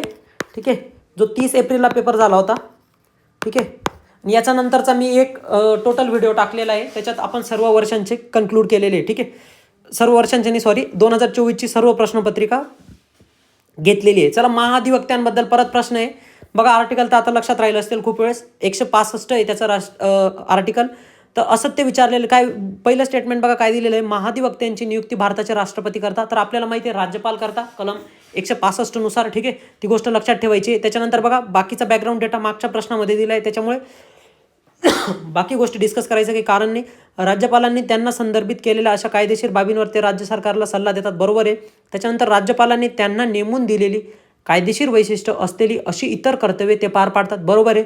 त्याच्यानंतर संविधान किंवा इतर कोणत्याही कायद्याने त्यांना दिलेली कार्य ते पार पाडतात, बरोबर आहे. त्याच्यानंतर बघा त्यांची पात्रता काय असते हे बघून घेऊ आपण. उच्च न्यायालयाचे न्यायाधीश होतील एवढी त्यांची पात्रता असली पाहिजे. कार्यकाळ काय असेल तर राज्यपालांच्या मर्जीनुसार त्यांचा कार्यकाळ असणार आहे.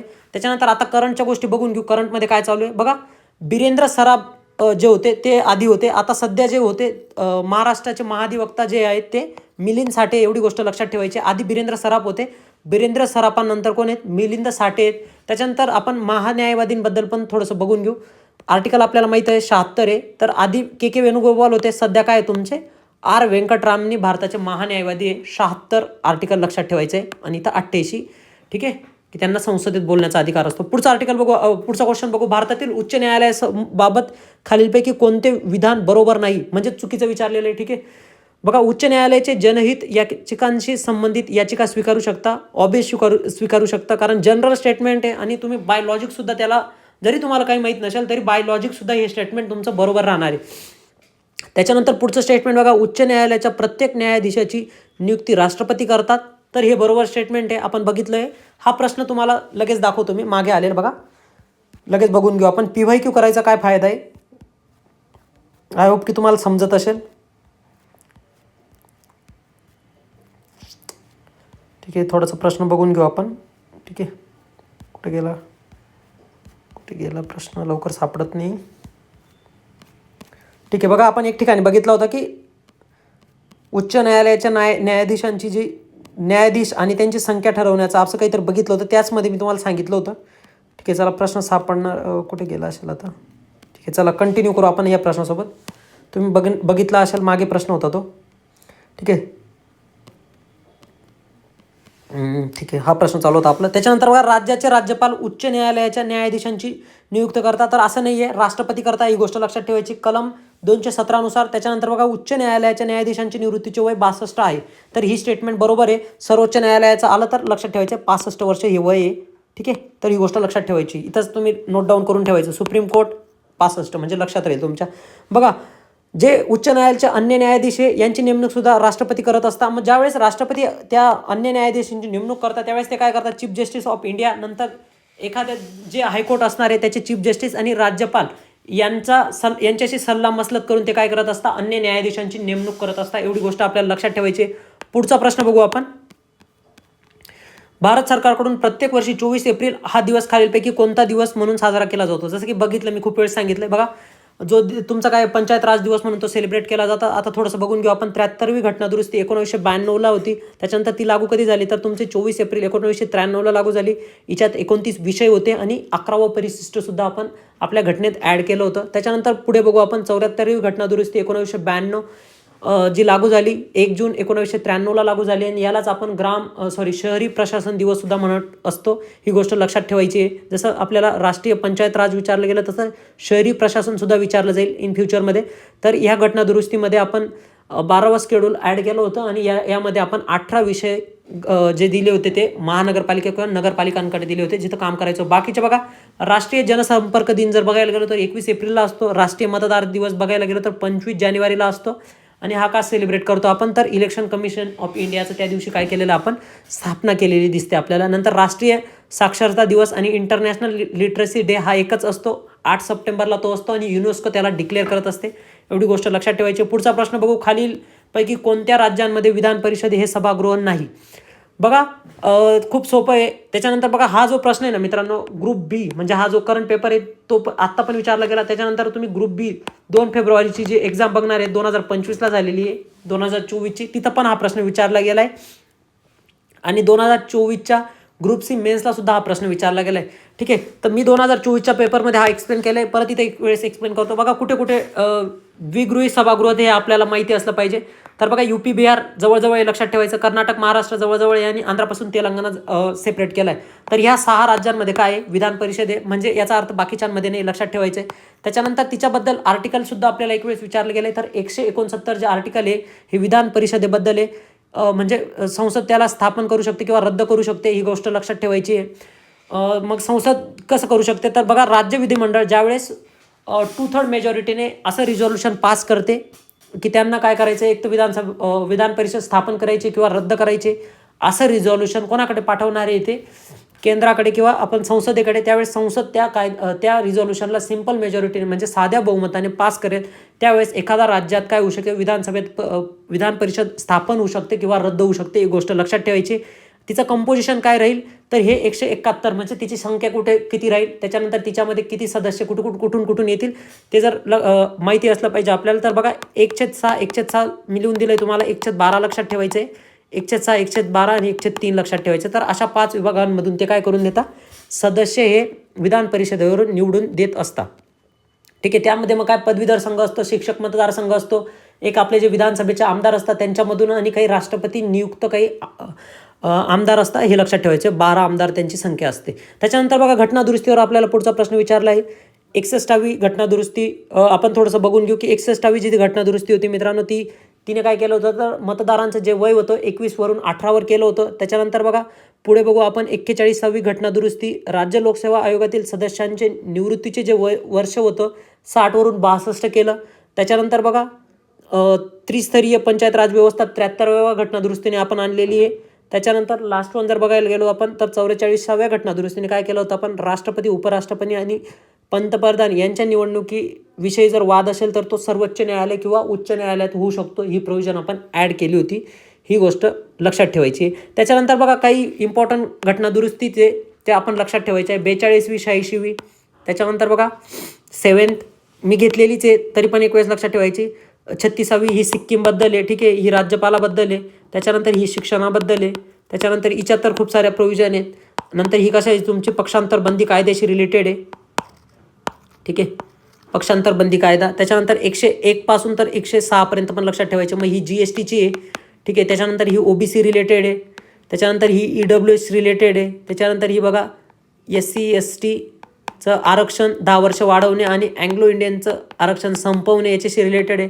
त्याच्यानंतर बघा OBCना घटनात्मक दर्जा द्यायचं जे काम आहे ते 105वी घटना दुरुस्ती होती. त्याच्यानंतर 106 जे आहे, तर हे महिलांना रिझर्वेशन लोकसभेमध्ये आणि विधानसभांमध्ये हे काम कोणी केलेलं आहे, तर 106व्या घटना दुरुस्तीने केलं आहे. एवढ्या घटना दुरुस्ती लक्षात ठेवायचे. त्याच्यानंतर काही इम्पॉर्टंट असतील तर ते मी परत ॲड करून देईल. ठीक आहे. त्याच्यानंतर बघा पुढचा प्रश्न बघू. सरपंचांचे अधिकार आणि कर्तव्याबाबत खालील विधाने विचारात घ्या. बघा मुळात तर आपण खूप वेळेस हा प्रश्न बघू. अयोग्य विधान त्यांनी विचारलेलं आहे. बघा 243 पासून तर 243 O पर्यंत ग्रामपंचायतीचे अधिकार आणि ते सर्व दिलेलं आहे आपल्याला. तिथं पंचायत समिती पण आणि झेडपी पण आपल्याला दिसते. ठीक आहे. नंतर बघा मुळात तर सरपंचाचं काय काय काम असतं, तर ग्रामसभा बोलवणे, तिचं अध्यक्षस्थान भूसवणे, त्याच्यानंतर जॉईंट अकाउंट ग्रामसेवक आणि सरपंचाचं असणं. त्याच्यानंतर बघा एवढे सगळे काम असतात. नंतर ग्रामसभेत मंजूर झालेल्या ठरावांची अंमलबजावणी करणे, नंतर जी ग्रामपंचायतीची मालकीची साधने यांचं सुद्धा संरक्षण करणं, हे सुद्धा काम सरपंचाचं असतं. परंतु जे लास्ट वन दिलं आहे की प्राथमिक शाळांवर कोण देखरेख करतो, तर प्रशासकीय अधिकारी, जसं की आपण बघत असू केंद्र प्रमुख असतो. ठीक आहे. त्याच्यानंतर BDO. ठीक आहे. हे जे असतं यांचं काम काय असतं, प्राथमिक शाळांवर लक्ष ठेवणं. ठीक आहे. पुढचा प्रश्न बघू मित्रांनो आपण. खालीलपैकी कोण सरकारी या आयोगाचे सदस्य नव्हते. बघा आपण बघायला गेलो, आपण वरतीच हा प्रश्न बघितला होता की BU शिवरामन आणि SR सेन हे दोन काय होते, ह्या आयोगाचे अध्यक्ष होते, सरकारी आयोगाचे. हा आयोग 1983 मध्ये स्थापन झाला. 1987 मध्ये त्याने त्याच्या शिफारशी दिल्या. हे सगळं आपण बघितलं होतं. तर हे जे ऑप्शन आहे याचा आन्सर आहे, लक्षात ठेवायचं. त्याच्यानंतर पुढचा प्रश्न बघू आपण. पुढचा प्रश्न बघा. निवडणूक आयोगाची कर्तव्य स्पष्ट करण्यासाठी कोणत्या कलमात सुधारणा करण्यात आली. ठीक आहे. आता हा प्रश्न होऊन गेला आहे, त्याचं उत्तर पण तुम्हाला दिसत असेल. पण आपण काय करू, सर्व भाग आणि त्यांच्यामध्ये काय काय दिलेलं आहे हे लक्षात कसं ठेवायचं, आणि कोणता एखादा भाग जर घटना दुरुस्तीने ॲड केला आहे त्याच्याबद्दल पण आपण कसं लक्षात ठेवू शकतो. बघा भाग 1 मुळात तर आपण काय केलं की आपला देश कसा असेल हे आपण डिझाईन करून घेतलं. जसं की आपण बघितलं की आपल्यात काय असतील, राज्य असतील, केंद्रशासित प्रदेश. आपण काय केलं ते आपण भाग 1 मध्ये ॲड करून घेतलं. त्याच्याशी रिलेटेड कलम जर बघायला गेलो आपण 1 ते 4 आहे. त्याच्यानंतर मग आपण आता बॉर्डर डिफाईन करून घेतला. मग तिथं काहीतरी नागरिक कोण कोण असले पाहिजे, कोण नागरिक आहेत, कोण आपले बाहेरचे सिटिझन्स आहेत, हे सुद्धा आपण भाग 2 मध्ये केलं. त्याच्याशी रिलेटेड आर्टिकल बघायला गेलो तर 5 ते 11 आहे. त्याच्यानंतर मग आता नागरिक पण आहे, तुमची बॉर्डर पण आहे. मग त्या नागरिकांना काहीतरी आपण मूलभूत अधिकार दिले भाग 3 मध्ये. असंच तुम्ही पण लक्षात ठेवायचं आहे. त्याच्याशी रिलेटेड जर आपण आर्टिकल बघायला गेलो तर 12 ते 35 पर्यंत आहे. त्याच्यानंतर भाग 4 मध्ये जर बघायला गेलो आपण तर मार्गदर्शक तत्त्वे दिलेले. मग आता लोकांना अधिकार दिले, परंतु त्या लोकांचं वेलफेअर करण्यासाठी आपण काहीतरी मार्गदर्शक तत्त्वेसुद्धा आपण राज्यासाठी दिलेले आहेत. तर ते 36 ते 51 मध्ये. त्याच्यानंतर आपण घटनेत भाग 4A ॲड केला होता 42व्या घटना दुरुस्तीने. ठीक आहे, त्याच्यात आपण काय मूलभूत कर्तव्य म्हणजे काय काय कर्तव्य असले पाहिजे ते त्यात आपण 10 कर्तव्य ॲड केले होते आणि लास्ट वन जे 11वं कर्तव्य आहे ते आपण 86व्या घटना दुरुस्तीने ॲड केलं होतं, शिक्षणाचा अधिकार. ठीक आहे, एवढी गोष्ट लक्षात ठेवायची. त्याच्यानंतर मग आता बघा बॉर्डर डिफाईन झाल्या, त्याच्यानंतर नागरिक पण ठरवले गेले, त्यांना मूलभूत अधिकार पण दिले गेले, त्यांचे काय राज्याचं कर्तव्य राहील ते पण सांगितलं गेलं. परंतु मग यांच्यावर ॲडमिनिस्ट्रेशन करण्यासाठी आपल्याकडे काहीतरी सरकार पाहिजे. त्याच्याकरता आपण एक केंद्र सरकार घेतलेलं आहे भाग 5 मध्ये. त्याचा आर्टिकल बघायला गेलं तर 52 तर 151 आहे. त्याच्यानंतर भाग 6 मध्ये राज्य राहणारे 152 तर आर्टिकल 237 मध्ये. त्याच्यानंतर भाग 7 जो आहे तो आपण, ठीक आहे, असं लक्षात ठेवा की MS धोनीचा जो नंबर होता, जर्सी नंबर, तो काय होता 7. मग आपण धोनींना काय केलं, रिटायर केलं, म्हणजे ते रिटायर झालेले, तर आपण भाग 7 जो आहे तो आपल्या घटनेतून आपण रिपील केलेला आहे, ही गोष्ट लक्षात ठेवायची. त्याच्यानंतर भाग 9 मध्ये केंद्रशासित प्रदेश आहेत. ठीक, भाग 8 मध्ये भाग 8 मध्ये केंद्रशासित प्रदेश आहे. त्याच्या रिलेटेड आर्टिकल बघायला गेलो तर आपण 239 ते 242. आणि आपल्याला एक आर्टिकल अजून लक्षात ठेवायचे 239 AA हे दिल्लीसाठी होतं आणि ही 69वी घटना दुरुस्ती होती. ही गोष्ट लक्षात ठेवायची. आणि हा प्रश्न तुम्हाला 2024च्या राज्यसेवेला विचारला गेला होता. ठीक आहे, ही गोष्ट लक्षात ठेवायची. त्याच्यानंतर बघा भाग 9 मध्ये पंचायत आहेत आपल्या. त्याच्यानंतर भाग 9A आपण ॲड केला होता 74व्या घटना दुरुस्तीने. ठीक आहे, नगरपालिका. आणि भाग 9B आपण त्यामध्ये सहकारी संस्था घेतल्या आणि तो जो भाग आहे तो 97व्या घटना दुरुस्तीने आपण ॲड केलेला आपल्याला दिसतो. ठीक आहे, त्याच्यानंतर भाग 10 मध्ये अनुसूचित क्षेत्र आणि आदिवासी क्षेत्रांचं जे प्रशासन असेल ते आपण घेतलेलं आहे. त्याचा आर्टिकल 244 आहे. त्याच्यानंतर भाग 11 मध्ये केंद्र राज्यांचा संबंध. बघा 1 आणि 1चा संबंध बघितला, 1 मध्ये केंद्र आहे, 1 मध्ये राज्य आहे, त्यांचा दोघांचा संबंध बघितला आपण. मग 245 ते 256 मध्ये जे आर्टिकल आहे ते केंद्र राज्य संबंधाशी रिलेटेड आहे. नंतर केंद्र आणि राज्यांमध्ये पैशांचा व्यवहार कसा असेल ते भाग 12 मध्ये. नंतर मग पैसा आला तर व्यापार येणार आहे, मग व्यापार काय असेल तर ते भाग 13 मध्ये दिलेलं आहे. त्याच्यानंतर भाग 14 मध्ये एवढं सगळं करण्यासाठी आपल्यासारखे MPSC UPSC मधून जे होणारे ऑफिसर्स आहेत यांच्यासाठी जे प्रोव्हिजन आहे ते भाग 14 मध्ये दिलेले आहे. ठीक आहे, त्याच्यानंतर बघा MPSC UPSC जर स्पेसिफिकली म्हणायला गेलं तर आर्टिकल 315 मध्ये, ही गोष्ट लक्षात ठेवायची. त्याच्यानंतर बघा भाग 14A सुद्धा आपण ॲड केला होता, ट्रिब्युनल्स किंवा आपण त्यांना लवाद म्हणतो. 42व्या घटना दुरुस्तीने आपण आपल्या घटनेत ॲड केलं होतं. त्याचा आर्टिकल काय आहे तर 323A आणि B. ठीक आहे, हे 2 लक्षात ठेवायचे.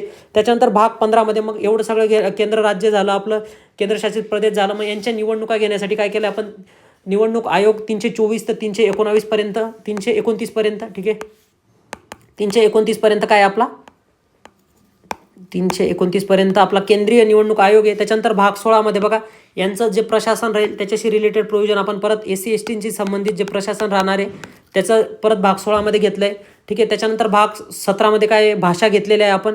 मग भाषेवरून जर भांडणे झाले आणि जर भांडणं आवरलेच गेलेले नाही तर आपण काय केलं आहे तर भाग 18 मध्ये राष्ट्रीय आणीबाणी आणलेली आहे. तिचं आर्टिकल लक्षात ठेवायचं झालं तर 352 पासून तर 360 पर्यंत तुमच्या वेगवेगळ्या आणीबाणी दिलेल्या आहे. त्यामध्ये राष्ट्रपती आणीबाणी 352, नंतर राष्ट्रपती राजवट 356 आणि 360 वित्तीय आणीबाणी. त्याच्यानंतर बघा एवढं सगळं जर होतच नसेल तर डायरेक्ट घटना दुरुस्ती करा म्हणून भाग 20 आपण घेतलेला आपल्याला दिसतो आणि त्याचा आर्टिकल जर बघायचं झालं तर 368 आहे. ठीक आहे, तर एवढं आपण भाग अशा प्रकारे लक्षात ठेवायचं. याच्यावरून तुम्हाला मिनिमम एक प्रश्न येणार आहे आणि हा हक्काचा मार्क आहे. याच प्रकारे तुम्ही सुद्धा अभ्यास करायचा आहे. त्याच्यानंतर बघा काही थिंकर दिले आणि त्यांच्या जोड्या लावा दिलेल्या आहे. ठीक आहे, तर एवढी गोष्ट आपल्याला लक्षात ठेवायची. तर हा फॅक्च्युअल गोष्ट आहे. आपल्याला एकच माहिती असेल रुसो काय होता, फ्रेंच राज्यक्रांतीचा जनक. याच्यावरून तुमचं हे आन्सर निघत असेल. त्याच्यानंतर पुढचा प्रश्न बघू आपण. भारताच्या संविधान परिषदेच्या कार्याविषयीच्या समितीचे अध्यक्ष कोण होते. बघा हा प्रश्न मागेच येऊन गेला होता. त्यात आपण बघितलं होतं की राजेंद्र प्रसाद त्या समितीचे अध्यक्ष होते. ठीक आहे, आता राजेंद्र प्रसाद अजून कोणकोणत्या समितीचे होते तर सुकाणू समिती, वित्त व कर्मचारी समिती, कामकाज प्रक्रिया समिती आणि राष्ट्रध्वजासंबंधी समितीचे अध्यक्ष राजेंद्र प्रसाद होते. त्याच्यानंतर मसुदा समितीचे अध्यक्ष कोण होते, सॉरी मित्रांनो हे गवा मावळणकर होते. कार्याविषयीचे अधिकार, मी राजेंद्र प्रसादांबद्दल इकडे माहिती दिलेली आहे की राजेंद्र प्रसाद कसले होते तर लक्षात ठेवायचं तुमचं सुकाणू, वित्त व कर्मचारी, कामकाज प्रक्रिया आणि राष्ट्रध्वजासंबंधी. त्याच्यानंतर मसुदा समितीचे BR आंबेडकर होते.